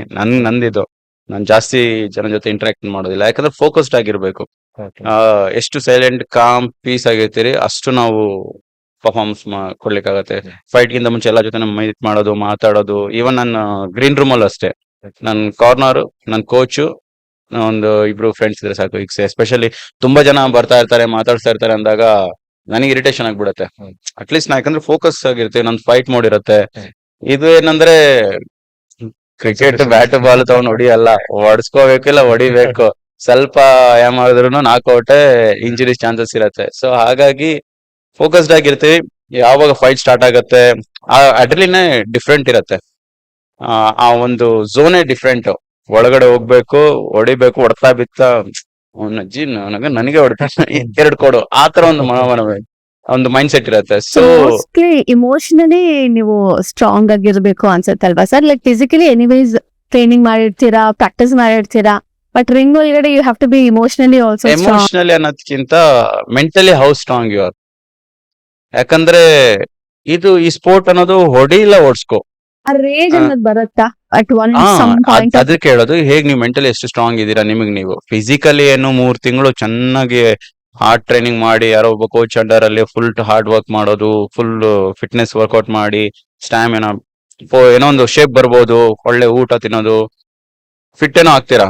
ಆದ್ರೆ ನಿಮ್ ಮೈಂಡ್ ನ ಹೇಗ್ ಸ್ಟ್ರಾಂಗ್ ಮಾಡ್ತೀರಾ? ಆ ಮೈಂಡ್ ನ ಹೇಗ್ ಸ್ಟ್ರಾಂಗ್ ಮಾಡೋದು? ನೀವು ಚಿಕ್ಕ ವಯಸ್ಸಿನಿಂದ ಇಲ್ಲಿವರೆಗೂ ಬೆಳೆದಿರೋ ಹಾದಿ ಹೇಗಿತ್ತು, ಏನೆಲ್ಲ ಸ್ಟ್ರಗಲ್ ಫೇಸ್ ಮಾಡಿರ್ತೀರಾ, ಎಷ್ಟೆಲ್ಲ ಏನ್ ಹೇಳ್ತಾರೆ ಲೈಫಲ್ಲಿ ಹ್ಯೂಮಿಲಿಯೇಷನ್ ಅನ್ನೋದಿರುತ್ತೆ. ನಿನ್ ಕೈಯಲ್ಲಿ ಆಗತ್ತಾ, ಇವನ್ ಯಾಕೆ ಇನ್ನೂ ಮಾಡ್ತಾ ಇದ್ದಾನೆ, ಗೌರ್ಮೆಂಟ್ ಜಾಬ್ ಇತ್ತು ಬಿಟ್ಟ, ಇವನ್ ತಲೆಗೆಟ್ಟೆ ಹುಚ್ಚು ನನ್ನ ಮಗ, ಇವನು ಏನ್ಗೆ ಯಾರಾದ್ರೂ ಸೆಂಟ್ರಲ್ ಗೌರ್ಮೆಂಟ್ ಜಾಬ್ ಬಿಡ್ತಾರ, ಆರಾಮಾಗಿ ಲೈಫ್ ಸೆಟ್ಲ್ ಆಗಿತ್ತು, ಮದುವೆ ಮಾಡ್ಕೊಂಡು ಆರಾಮಾಗಿರ್ಬೋದಿತ್ತು. ಹೂನಪ್ಪ, ಎಲ್ರು ಆಗ್ತಾರೆ, ಎಲ್ರು ಜಾಬ್ ಮಾಡ್ತಾರೆ, ಎಲ್ರು ಮದುವೆ ಆಗ್ತಾರೆ, ಎಲ್ರು ಸೆಟ್ಲ್ ಆಗಿರ್ತಾರೆ. ಅವ್ರಿಗೂ ನನಗೆ ಏನ್ ವ್ಯತ್ಯಾಸ? ನಾನ್ ಡಿಫ್ರೆಂಟ್ ಅಂತ ಹೇಗ್ ನಾನು ತೋರ್ಸ್ಕೋಬೇಕು? ಓಕೆ, ಪ್ರತಿಯೊಬ್ರು ಲೈಫಲ್ಲೂ ಒಬ್ರು ಪಾರ್ಟ್ನರ್ ಅನ್ನೋರು ಇರ್ತಾರೆ, ಮದ್ವೆ ಆಗ್ತಾರೆ, ಅದು it's common, it's part of life. ನಮ್ ಟೈಮ್ ಯಾವಾಗ ಬರುತ್ತೆ ನಾವು ಅವಾಗ ಆಗ್ತೀವಿ. ನಮ್ಗೆ ಅಂತಾನೆ ಒಂದ್ ಟೈಮ್ ಇರತ್ತೆ ಪ್ರತಿಯೊಬ್ಬರಿಗೂ. ಲೈಫಲ್ಲಿ ಸಿಂಗಲ್ ಆಗಿ ಜಗತ್ನ ಬಿಟ್ಟೋಗೋದ್ಕಿಂತ ರಾಂಗ್ ಪೀಪಲ್ ಜೊತೆ ಕಮಿಟ್ ಆಗಿ ಅವ್ರ ಜೊತೆ ಬದುಕೋ ತುಂಬಾ ಇದಿರತ್ತೆ. ಸೊ ಹಾಗಾಗಿ ಹ್ಮ್, ಆಗೋಣ ಅಂತ ನಮ್ಗೆ ಈಗ ಜನ ಅದೇ ಇದ್ ಮಾತಾಡ್ತಾ ಇರ್ತಾರಲ್ಲ, ಏನ್ ಈಗ 30 ಆಯ್ತು 35 ಆಯ್ತು, ಇನ್ನೂ ಅವನು ಆಟ ಆಡ್ಕೊಂಡು ಹುಡುಗರ ತರ ಇದ್ದಾನೆ, ಏನು ಅವನ್ಗೆ ರೆಸ್ಪಾನ್ಸಿಬಿಲಿಟಿ ಇಲ್ವಾ? ರೆಸ್ಪಾನ್ಸಿಬಿಲಿಟಿ ನನ್ಗಿದೆ, ಇದೆ ನನ್ನ ರೆಸ್ಪಾನ್ಸಿಬಿಲಿಟಿ. ನನ್ನ ಜನಕ್ಕೆ ಹೇಗೆ ನಾನು ಇನ್ಸ್ಪಿರೇಷನ್ ಮಾಡ್ತೀನಿ, ಯಾಕಂದ್ರೆ ಆ ಈ ಸ್ಪೋರ್ಟ್ ಅಲ್ಲಿ ಎಸ್ಪೆಷಲಿ ಕಾಂಬ್ಯಾಟ್ ಸ್ಪೋರ್ಟ್ಸ್ ಅಲ್ಲಿ ಯಾರು ದುಡ್ಡಿರುವಂತ ಪೇರೆಂಟ್ಸ್ ತಮ್ಮ ಮಕ್ಕಳನ್ನ ಬಾಕ್ಸಿಂಗ್ ಆಡು, ರೆಸ್ಲಿಂಗ್ ಆಡು ಅಂತೆಲ್ಲ, ದುಡ್ಡಿರೋರು ಏನ್ ಮಾಡ್ತಾರೆ, ನಾನು ಎಲ್ರೂ ಹೇಳ್ತಾ ಇಲ್ಲ, ಕೆಲವರು ನನ್ನ ಮಕ್ಕ ಕ್ರಿಕೆಟರ್ ಆಗ್ಲಿ, ಒಬ್ಬ ಟೆನ್ನಿಸ್ ಪ್ಲೇಯರ್ ಆಗ್ಲಿ, ಒಬ್ಬ ಗಾಲ್ಫರ್ ಆಗ್ಲಿ, ಒಂದು ಪ್ರತಿಷ್ಠೆ ಗೇಮ್ ಮಕ್ಕಳಿಗೆ ಆಡ್ಸ್ಲಿಕ್ಕೆ ಪ್ರಯತ್ನ ಪಡ್ತಾರೆ. ನಾನು ಎಲ್ಲಾ ಪೇರೆಂಟ್ಸ್ ಅಂತ ಹೇಳ್ತಿಲ್ಲ, ಮೋಸ್ಟ್ ಆಫ್ ದ ಪೇರೆಂಟ್ಸ್. ಯಾಕಂದ್ರೆ ಒಂದು ಅವ್ರದ್ದು ಫ್ಯಾಮಿಲಿ ಗ್ಯಾದರಿಂಗ್ ಆದಾಗ ಅವ್ರಿಗೊಂದು ಪ್ರೌಡ್ ಫೀಲ್ ಮಾಡ್ಬೇಕಲ್ಲ. My son is in that academy, is doing this, my son is playing golf, ಈ ರೆಪ್ರೆಸೆಂಟಿಂಗ್ ದಿಸ್, ಆತರ ಒಂದು ಅವ್ರಿಗೊಂದು ಪ್ರೌಡ್. ಸೊ ಅದು ಕೂಡ ಒಂದು ರೀಸನ್ ನಮ್ಮ ಇಂಡಿಯಾ ಇದುವರೆಗೂ ಯಾಕೆ ಒಲಿಂಪಿಕ್ಸ್ ನಲ್ಲಿ ಅಷ್ಟು ಪರ್ಫಾರ್ಮ್ ಮಾಡ್ಲಿಕ್ಕೆ ಆಗಲ್ಲ. ನಮ್ಮಲ್ಲಿ ಸ್ಪೋರ್ಟ್ಸ್ಗೆ ಅಷ್ಟು ಒತ್ತು ಕೊಡೋದಿಲ್ಲ. ಅದೇ ಆಗಿತ್ತು ಸರ್. ಇವಾಗ ಏನಾಗಿದೆ ಅಂದ್ರೆ ಎಸ್ಪೆಷಲಿ ನಾವು ಲೋವರ್ ಮಿಡಲ್ ಕ್ಲಾಸ್ ಎಲ್ಲ ಪೇರೆಂಟ್ಸ್ಗೆ ಹೆಂಗೆ ಅಂದ್ರೆ ಮಕ್ಕಳು ಫಸ್ಟ್ ಓದ್ಬೇಕು, ಯಾಕಂದ್ರೆ ಅವ್ರದ್ದು ಫ್ಯೂಚರ್ ಸೆಕ್ಯೂರ್ ಮಾಡಕ್ಕೆ ಓದ್ಬೇಕು, ಒಳ್ಳೆ ಕೆಲ್ಸಕ್ಕೆ ಹೋಗ್ಬೇಕು. ಅದರಿಂದ ಏನ್ ಆಗ್ತಾ ಇದೆ ಅಂದ್ರೆ ಸ್ಪೋರ್ಟ್ಸ್ಗೆ ಇಲ್ಲ ಮಾರ್ಷಲ್ ಆರ್ಟ್ಸ್ಗೆ ಬಿಡಕ್ ಮನ್ಸಿಲ್ಲ ಅವ್ರಿಗೆ. ಅಂದ್ರೆ ಅಯ್ಯೋ ಇದೆಲ್ಲ ಟೈಮ್ ವೇಸ್ಟ್ ಅಲ್ವಾ, ಇದಕ್ ಬದಲು ಓದ್ಬೋದು ಅಂತ. ಸೊ ಆ ಮೈಂಡ್ ಸೆಟ್ ಇಂದ ಹೇಗೆ ಸರ್ ಲೈಕ್ ಬರೋದು ಅವರು? How to be tell them ಇದು ಇಂಪಾರ್ಟೆಂಟ್ ಮಕ್ಕಳಿಗೆ ಅಂತ? ಯಾಕಂದ್ರೆ ನಮ್ಮ ದೇಶದಲ್ಲಿ ಎಸ್ಪೆಷಲಿ ಆ ಕಲ್ಚರ್ ಇನ್ನೂ ಬೆಳೆದಿಲ್ಲ. ಈಗ ನಮ್ಮಲ್ಲಿ ಏನು ಎಜುಕೇಶನ್ ಇಸ್ ವೆರಿ ಇಂಪಾರ್ಟೆಂಟ್. ಎಲ್ಲೇ ಹೋದ್ರು ಅಟ್ಲೀಸ್ಟ್ ಒಳ್ಳೆ ಎಜುಕೇಶನ್ ಇದ್ರೆ ಏನೋ ಒಂದು ಜೀವನದಲ್ಲಿ. ರೀಸನ್ ಏನಂದ್ರೆ ನಮ್ಮ ಇಂಡಿಯನ್ ಮೆಂಟಾಲಿಟಿ ಪ್ರಕಾರ ನಮ್ಮಲ್ಲಿ ಪೇರೆಂಟ್ಸ್ ಮೊದ್ಲಿಂದ ಇರೋದು, because of not only parents ಅಂತ ಹೇಳಲ್ಲ, ನಮ್ಮ ಸೊಸೈಟಿ, ನಮ್ಮ ಏನು ಪೊಲಿಟಿಷಿಯನ್ಸ್ ಇರ್ಬೋದು, ಅಥವಾ ನಮ್ಮ ರಾಜಕೀಯ, ನಮ್ಮ ಸಮಾಜ ವ್ಯವಸ್ಥೆ ಏನಿದೆ, ಸ್ಪೋರ್ಟ್ಸ್ ಅನ್ನೋದು ಮೊದ್ಲಿಂದ ನೀನು ಓದಲ್ವಾ, ಸ್ವಲ್ಪ ದಡ್ಡ ಇದೆಯಾ, ಯಾವ್ದಾದ್ರು ಆಡಕ್ ಹಾಕು, ಯಾವ್ದೋ ಕಬಡ್ಡಿನೋ ಖೋಖೋನೋ ಆಡ್ಲಿ, ಸ್ವಲ್ಪ ಅಟ್ಲೀಸ್ಟ್ ಡಿಸಿಪ್ಲಿನರ್ ಆಗಿರ್ತಾರೆ. ಏನೋ ಆಚೆ ಅಲ್ಲಿ ಹೋಗಿ ಗಲಾಟೆ ಮಾಡದೆ, ಯಾವ್ದೋ ದುರಭ್ಯಾಸಗಳಿಗೆ ಚಟಗಳಿಗೆ ಹೊಂದ್ಕೊಳ್ದೆ, ಏನೋ ಒಂದು ಸ್ಪೋರ್ಟ್ಸ್ ಅಂತ ಇದ್ರೆ ಅಟ್ಲೀಸ್ಟ್ ಏನೋ ಒಂದು ಆಟ ಆಡ್ಕೊಂಡು ಡಿಸಿಪ್ಲಿನ್ ಆಗಿರ್ತಾನೆ, ಒಳ್ಳೆ ಊಟ ಮಾಡ್ಕೊಂಡು ಕರೆಕ್ಟಾಗಿ ಮನೆ ಆಟ ಆಡ್ಬಿಟ್ಟು ಮನೆಗೆ ಬರ್ತಾನೆ. ಇವನು ಓದಲ್ವಾ, ದಡ್ಡ ಇದ್ದಾನೆ. ಅದು ನನ್ಗೆ ಗೊತ್ತು, ಯಾಕಂದ್ರೆ ನಾವು ಚಿಕ್ಕ ಹುಡುಗರಿದ್ದಾಗ ನಾನು ಕುಸ್ತಿ ಆಡ್ತಾ ಇದ್ದೀನಿ ಅಂದ್ರೆ ಯಾಕೆ ಓದಲ್ಲ ನೀನು ಅನ್ನೋರು. ನಾನು ಅವಾಗ ನಾನು ಓದೋದ್ರಲ್ಲಿ ತುಂಬಾ ಚೆನ್ನಾಗಿದೆ. ಈವನ್ ನಾನು 10th ಅಲ್ಲಿ ಇರ್ಬೋದು, ಎಲ್ಲ ನಾನು ಹೈ ಫಸ್ಟ್ ಕ್ಲಾಸ್ ಅಲ್ಲೇ ನಾನು ಆಗಿದ್ದು. ನಾನು 12th ಅಲ್ಲಿ ಇದ್ದಾಗ ನಾನು ಜಸ್ಟ್ ನಾವು ಸ್ಪೋರ್ಟ್ಸ್ ಹಾಸ್ಟೆಲ್ ಇದ್ದಾಗ ಕಾಲೇಜ್ ಹೋಗ್ತಿದ್ದಾರೆ ಯಾರು, ನಾವು ಜಸ್ಟ್ ಕುತ್ಕೊಂಡು ಓದ್ಬಿಟ್ಟು ನೆಕ್ಸ್ಟ್ ಡೇ ಹೋಗಿ ಎಕ್ಸಾಮ್ ಬರ್ತಾ ಇದ್ರಿ. ನಾವು 12th ಪಾಸ್ ಮಾಡಿದ್ವಿ, ನಾನು ಡಿಗ್ರಿ ಮಾಡ್ಕೊಂಡೆ. ನಾನು ಸ್ಪೋರ್ಟ್ಸ್ ಗ್ರಾಜುಯೇಷನ್ ಅಂದ್ರೆ ನ್ಯಾಷನಲ್ ಸ್ಪೋರ್ಟ್ಸ್ ಅಲ್ಲಿ ನಾನು ಜೂಡೋ ಸ್ಪೆಷಲೈಸೇಷನ್ ಮಾಡಿದೆ. NIS diploma in sports coaching and training ಮುಗಿಸ್ಕೊಂಡೆ. ಲೈಕ್ ಅವಾಗ ನಾನು ಚಿಕ್ಕ ವಯಸ್ಸಲ್ಲಿದ್ದಾಗ ನಾನು ಕುಸ್ತಿ ಆಡ್ತಾ ಇದ್ದೀನಿ ಅಂದ್ರೆ ಇವನ್ ದಡ್ಡ, ಇವ್ನಿಗೆ ಓದಕ್ ಬರಲ್ಲ, ಅದಕ್ಕೆ ಕುಸ್ತಿ ಆಡ್ತಾ ಇದ್ದಾನೆ ಅನ್ಕೊಳ್ಳೋರು. ಸೊ ಆ ಒಂದು ಮೆಂಟಾಲಿಟಿ ಫಸ್ಟ್. ಆಮೇಲೆ ಪೇರೆಂಟ್ಸ್ ಎಲ್ಲ ಏನ್ ಅನ್ಕೊಳ್ಳೋದು, ಇವನ್ನ ಆಟ ಆಡ್ತಾ ಇದ್ದಾನೆ ಅಂದ್ರೆ ಓದಲ್ಲ. ಆಮೇಲೆ ಎನ್ಕರೇಜ್ಮೆಂಟ್ ಆಗಿರ್ಬೋದು. ಈಗ ನೀವು ಸ್ಪೋರ್ಟ್ಸ್ ಆಡ್ತಾ ಇದ್ದೀರಾ, ಒಬ್ಬ ಸ್ಪೋರ್ಟ್ಸ್ ಮನ್ಗೇನು ಅವನ್ ಎಲ್ಲಿವರೆಗೂ ಒಳ್ಳೆ ಆಟ ಆಡ್ತಾ ಇದ್ದಾನೆ, ಮೆಡಲ್ ವಿನ್ ಆಗ್ತಾ ಇದ್ದಾನೆ, ಅಲ್ಲಿವರೆಗೂ ಅವನಿಗೊಂದು ರೆಸ್ಪೆಕ್ಟ್ ಇರುತ್ತೆ. ಎಲ್ಲ ಒಂದು ಓಕೆ, ನಮ್ಮ ಹುಡುಗ ನಮ್ಮವನು ಆಟ ಆಡ್ತಾ, ನಮ್ಮ ದೇಶ ನಮ್ಮ ರಾಜ್ಯನ ರೆಪ್ರೆಸೆಂಟ್ ಮಾಡ್ತಾ ಇದ್ದಾನೆ. ಅವನು ಒಂದ್ಸಲ ಆಟ ಮುಗಿಸಿದ ಮೇಲೆ, ರಿಟೈರ್ ಆದ್ಮೇಲೆ ಅವನಿಗೆ ಎಜುಕೇಶನ್ ಇಲ್ಲ ಅಂದ್ರೆ, ಅವನಿಗೇನು ಜಾಬ್ ಆಗಿಲ್ಲ ಅಂದ್ರೆ, what is next for him? ಅವನ ಜೀವನ ನಡೆಸಲಿಕ್ಕೆ ಏನಿದೆ? ಈಗ ನಮ್ಮಲ್ಲಿ ಸ್ಪೋರ್ಟ್ಸ್ ಆದ ತಕ್ಷಣನೇ, ಸ್ಪೋರ್ಟ್ಸ್ ಆಡುವಾಗ ನೀವು ಒಳ್ಳೆ ಮೆಡಲ್ ಹೊಡಿತೀರಾ, ನ್ಯೂಸ್ ಪೇಪರ್ ಅಲ್ಲಿ ಬರ್ತೀರಾ, ಟಿವಿ ಚಾನಲ್ ಅಲ್ಲಿ ಬರ್ತೀರಾ, ನಿಮ್ಗೆ ಒಂದು ಸೆಲೆಬ್ರಿಟಿ ಫೀಲ್ ಬಂದ್ಬಿಟ್ಟಿರತ್ತೆ. ಎಲ್ಲರಿಗೂ ಅಂತ ಹೇಳ್ತಿಲ್ಲ, ನೀವೊಂದು ಹೈಪಲ್ಲಿ ಇರ್ತೀರಾ. ಈಗ ಸಡನ್ ಆಗಿ ನೀವು ಏನೋ ಇಂಜುರಿ ಆಯ್ತು, ಇಲ್ಲ ನಿಮ್ಗೆ ಪರ್ಫಾರ್ಮೆನ್ಸ್ ಡೌನ್ ಆಯ್ತು, ನೀವು ಆಟದಿಂದ ರಿಟೈರ್ ಆಗ್ತೀರಾ, ನಿಮ್ಮಲ್ಲಿ ಎಜುಕೇಶನ್ ಇರೋದಿಲ್ಲ, ಆಮೇಲೆ ಕೊನೆಗೆ ಏನು ಜಾಬ್ ಇರೋದಿಲ್ಲ, ನಿಮ್ ಜೀವನ ಹೇಗೆ ನಡೆಸ್ತೀರಾ? ನೀವು ಆಲ್ರೆಡಿ ಸ್ಪೋರ್ಟ್ಸ್ ಅಲ್ಲಿ ಇರುವಾಗ ಎಲ್ಲಾರ ಕಡೆಯಿಂದ ಚಪ್ಪಾಳೆ ಹೊಡ್ಸ್ಕೊಂಡಿರ್ತೀರಾ, ವಾವ್ ಸೂಪರ್, ಒಂದು ಅಪ್ರಿಸಿಯೇಷನ್ ಅಲ್ಲಿ ಇರ್ತೀರಾ. ನೀವೇನು 10th 12th ಮಾಡ್ಕೊಂಡಿರ್ತೀರಾ, ಜಸ್ಟ್ ಎಲ್ಲೋ ಒಂದ್ ಕಡೆ ಏನೋ ಒಂದ್ ಸಣ್ಣ ಪುಟ್ಟ ಕೆಲಸ ಮಾಡ್ಬೇಕು ಅಂದ್ರೆ ಅವಾಗ ಆ, ಎಲ್ಲರಿಗೂ ಒಂದು ಆಲ್ಮೋಸ್ಟ್ ಎಲ್ಲರೂ ಒಂದು ಕೀಳರಿಮೆ ಫೀಲ್ ಮಾಡ್ತಾರೆ. ಅವಾಗ ಒಂದು ಡಿಪ್ರೆಷನ್ಗೆ ಹೋಗೋದು, ಆ ದುರಭ್ಯಾಸಗಳಿಗೆ ಹೊಂದ್ಕೊಳ್ಳೋದು, ಆ ತರ ಸ್ಟಾರ್ಟ್ ಆಗತ್ತೆ. ಈ ಒಂದು ಏನ್ ಸೀನ್ಸ್ ಎಲ್ಲ ಇದೆಲ್ಲ ಮೊದ್ಲಿಂದ ನಡ್ಕೊಂಡ್ ಬಂದಿದೆ. ನೀವೆಲ್ಲ ನೋಡಿರ್ಬೋದು ನ್ಯೂಸ್ ಅಲ್ಲೆಲ್ಲ, ಇಂಟರ್ನ್ಯಾಷನಲ್ ಮೆಡಲ್ ಪಾನಿಪುರಿ ಮಾಡ್ತಾ ಇದ್ದಾನೆ, ಆ ಏನೋ ತಳ್ಳಗಾಡಿ ಕೆಲಸ ಮಾಡ್ತಾ ಇದ್ದಾನೆ, ಏನೋ ಗ್ಯಾರೇಜ್ ಅಲ್ಲಿ ಕೆಲಸ ಮಾಡ್ತಾ ಇದ್ದಾನೆ. ಈ ಏಷ್ಯನ್ ಮೆಡಲಿಸ್ಟ್, ಕಾಮನ್ ಮೆಡಲಿಸ್ಟ್ ಅವರೆಲ್ಲ ಈ ತರ ಹಿಂಗಿದ್ದಾರೆ. ಸೊ ಈ ತರದನ್ನೆಲ್ಲ ಪೇರೆಂಟ್ಸ್ ನೋಡಿರ್ತಾರೆ. ಓ ನನ್ ಮಗನು ಏನ್ ಮೆಡಲ್ ಹೊಡ್ದು ಏನ್ ಬಂತು, ಏನು ಓದಿಲ್ಲ ಅಂದ್ರೆ ನಾಳೆ ದಿವಸ ಎಲ್ಲೋ ತಳ್ಳಗಾಡಿ ಕೆಲಸ ಮಾಡ್ಬೇಕು, ಇಲ್ಲ ಪಾನಿಪುರಿ ಅಂಗಡಿ ಇಟ್ಕೋಬೇಕು, ಇಲ್ಲ ಹೂ ಮಾರ್ಬೇಕು, ಹಣ್ಣು ಮಾರ್ಬೇಕು ಅಂತ ಅಂದ್ರೆ ಯಾವ ಪೇರೆಂಟ್ಸ್ ತಾನೇ ನನ್ ಮಕ್ಕಳು ಆಡ್ಲಿ, ಸ್ಪೋರ್ಟ್ಸ್ ಆಡ್ಲಿ ಅಂತಾರೆ? ವೆರಿ ರೇರ್ ಅಲ್ವಾ?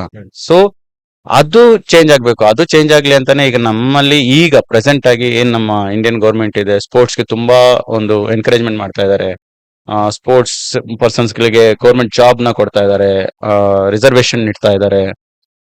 ಆಮೇಲೆ ಏನು ಸ್ಕಾಲರ್ಶಿಪ್ ಪೇ ಮಾಡ್ತಾ ಇದ್ದಾರೆ. ಏನಾದ್ರೂ ಒಟ್ನಲ್ಲಿ ಅವ್ನ್ ಸ್ಪೋರ್ಟ್ಸ್ ಮಾಡಿ ಒಳ್ಳೆ ಅಚೀವ್ಮೆಂಟ್ ಮಾಡಿದಾನೆ, ನಾಳೆ ದಿವಸ ಏನು ಜಾಬ್ ಆಗಿ ಏನೋ ಒಂದು ಒಳ್ಳೆ ಹೈ ಲೆವೆಲ್ ಮಾಡಿಲ್ಲ, ಅಚೀವ್ ಮಾಡಿಲ್ಲ ಅಂದ್ರು ಏನೋ ಸಣ್ಣ ಪುಟ್ಟ ಒಂದು ಜಾಬ್ ಆಗ್ಲಿ ಅನ್ನೋ ಒಂದು ಉದ್ದೇಶದಿಂದ ಇತ್ತೀಚೆಗೆ ಗೌರ್ಮೆಂಟ್ ಏನೋ ಒಂದು ಕೆಲವೊಂದು ಮೂವ್ಮೆಂಟ್ ಮಾಡಿದ್ದಾರೆ.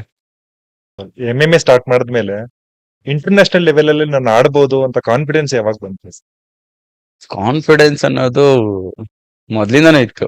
ಯಾಕಂದ್ರೆ ದೇವ್ರು ನಮಗೂ 2 ಕೈ 2 ಕಾಲು ದೇಹ, ನನ್ನ ಎದುರುಗಡೆ ಇರೋನಿಗೂ 2 ಕೈ 2 ಕಾಲು 2 ದೇಹ. ಒಂದೇ ವ್ಯತ್ಯಾಸ ಏನಂದ್ರೆ ಹಾರ್ಡ್ ವರ್ಕ್. ನೀವೆಷ್ಟು ಹಾರ್ಡ್ ವರ್ಕ್ ಮಾಡ್ತೀರಾ, ನಿಮ್ಮನ್ನ ನೀವು ಮೆಂಟಲಿ ಎಷ್ಟು ಸ್ಟ್ರಾಂಗ್ ಆಗಿರ್ತೀರಾ, ಪಾಸಿಟಿವ್ ಆಗಿರ್ತೀರಾ, ಅದು ತುಂಬಾ ಮುಖ್ಯ. ಅದು ಕಾನ್ಫಿಡೆನ್ಸ್ ಬಿಲ್ಡ್ ಆಗೋದು ಯಾವಾಗ? By doing hard work, training training training. ನಿಮಗ್ ನೀವು ಸ್ಟ್ರಾಂಗ್ ಫೀಲ್ ಆಗ್ತೀರಾ ಅಂತ ಗೊತ್ತಾದಾಗ ಕಾನ್ಫಿಡೆನ್ಸ್ ಆಟೋಮೆಟಿಕ್ ಆಗಿ ಬರುತ್ತೆ. ನನ್ಗೆ ಎಸ್ಪೆಷಲಿ ಕಾನ್ಫಿಡೆನ್ಸ್ ಅಂತ ಬಿಲ್ಡ್ ಆಗಿದೆ ಏನಂದ್ರೆ, ನಾವು ಇಂಡಿಯಲ್ಲಿ ಆಡುವಾಗ ನಮ್ಮ ಇಂಡಿಯನ್ಸ್ ಜೊತೆನೆ ಪಾರ್ಟಿಸಿಪೇಟ್ ಅಂದ್ರೆ ಕಂಪೀಟ್ ಮಾಡ್ತಾ ಇದ್ರಿ. ನಾನು ಅದೇ ವರ್ಲ್ಡ್ ಚಾಂಪಿಯನ್ಶಿಪ್ ಆಡ್ಲಿಕ್ಕೆ ಹೋದಾಗ ನಮ್ಮ ಇಂಡಿಯಾದಿಂದ ಏನೊಂದು ಪೂರ್ತಿ 8 ಜನ ಫೈಟರ್ಸ್ ಇದ್ರಿ. ಆವಾಗ ನನ್ನ ಬಿಟ್ಟು ಎಲ್ಲಾರು ಫಸ್ಟ್ ರೌಂಡ್ ಅಲ್ಲೇ ಸೋತ್ರು. ಫಸ್ಟ್ ಮಿನಿಟ್, ಸೆಕೆಂಡ್ ಮಿನಿಟ್ ಅಲ್ಲ, ಥರ್ಡ್ ಮಿನಿಟ್ ಅಲ್ಲೇ ನಾಕ್ಔಟ್ ಆಗೋದು, ಸಬ್ಮಿಷನ್ ಆಗೋದು, ಆ ತರ ಆಗ್ತಾ ಇತ್ತು. ನಾನು ಕಂಪ್ಲೀಟ್ ಥರ್ಡ್ ರೌಂಡ್ ವರ್ಗೂ ಎಂಟ್ರಿ ಆಗಿದ್ದೆ. ಅವಾಗ ಅಲ್ಲಿ ನನ್ನ ಪಾರ್ಟ್ನರ್ USA ಫೈಟರ್ನ ಫೇಸ್ ಮಾಡಿದಾಗ ಲೈಕ್ ಅವ್ರಿಗೂ ನನ್ಗೇನು ವ್ಯತ್ಯಾಸ ಇಲ್ಲ. ನಾನು ಅಲ್ಲಿ ಸೋತಿರ್ಬೋದು, ಯಾಕೆ ಸೋತೆ ಅನ್ನೋದನ್ನ ತಿಳ್ಕೊಂಡೆ. ಒಂದು ಟೆಕ್ನಿಕ್ ವೈಸ್ ನಾನು ಚೆನ್ನಾಗಿದ್ದೆ. ಎರಡನೇದು ಲೈಕ್ ಓಕೆ, ನನ್ಗೆ ಸ್ಟ್ಯಾಮಿನಾ ಅಥವಾ ಗೇಮ್ ಪ್ಲಾನ್ ಆಗಿರ್ಬೋದು, ಅದನ್ನೆಲ್ಲ ಫೀಲ್ ಮಾಡ್ಕೊಂಡು ಅರ್ಥ ಮಾಡ್ಕೊಂಡು ನೆಕ್ಸ್ಟ್ ಅದ್ರ ಬಗ್ಗೆ ವರ್ಕ್ ಮಾಡಿದೆ. ಲೈಕ್ ಒನ್ಸ್ ಅದೇ ಸ್ಟಾರ್ಟ್ ಮಾಡಿದ್ಮೇಲೆ I was undefeated for the next 10 fights, 10 winning streak ಅಲ್ಲಿ ಇದ್ದೆ. ಸೊ ರಿಂಗಲ್ ಎಂಟ್ರಿ ಆದಾಗ ನಿಮ್ಗೆ ನರ್ವಸ್ ಫೀಲ್ ಅಥವಾ ಮೆಂಟಲಿ ಮೊದ್ಲೇ ರೆಡಿ ಆಗಿರ್ಬೇಕಾ? ಅದನ್ನ ಹೆಂಗ್ ಹ್ಯಾಂಡಲ್ ಮಾಡ್ತೀರಾ? ನಾನು ಹೇಳಿದ್ನಲ್ಲ, ನರ್ವಸ್ನೆಸ್ ಅನ್ನೋದು ಒಂದು ಟೆನ್ಷನ್, ಆಂಗ್ಸೈಟಿ ಅನ್ನೋದು ಇದ್ದೇ ಇರತ್ತೆ. ಎಲ್ಲಿವರೆಗೂ ಒನ್ಸ್ ರಿಂಗ್ ಒಳಗಡೆ ಎಂಟ್ರಿ ಆದ್ರೆ, ಯಾವಾಗ ರೆಫ್ರಿ ಫೈಟ್ ಅಲ್ಲಿವರೆಗೂ ಅಷ್ಟೇ. ಒಂದು ಬಿತ್ತ ಏಟು ಇಲ್ಲ, ಒಂದ್ ಕೊಟ್ಟ ನಾನು 10 ಕೊಡ್ಬೇಕು ರಿಟರ್ನ್ ಆಗಿ, ಆ ಒಂದು ಮೈಂಡ್ ಸೆಟ್ ಅಲ್ಲಿ ಇರ್ತೀವಿ. ಇನ್ನೊಂದು ಎಲ್ಲ ವರ್ಕ್ ಆಗೋದು ಗೇಮ್ ಪ್ಲಾನ್, ನಿಮ್ದು ಪ್ರಿಪರೇಷನ್ ಮೇಲೆ. ನೀವು ಹೇಗ್ ಪ್ರಿಪೇರ್ ಆಗಿರ್ತೀರಾ ಫೈಟ್ಗೆ, ಆ ಪ್ರಿಪರೇಷನ್ ನಿಮ್ಗೆ ಕಾನ್ಫಿಡೆನ್ಸ್ ಕೊಡುತ್ತೆ.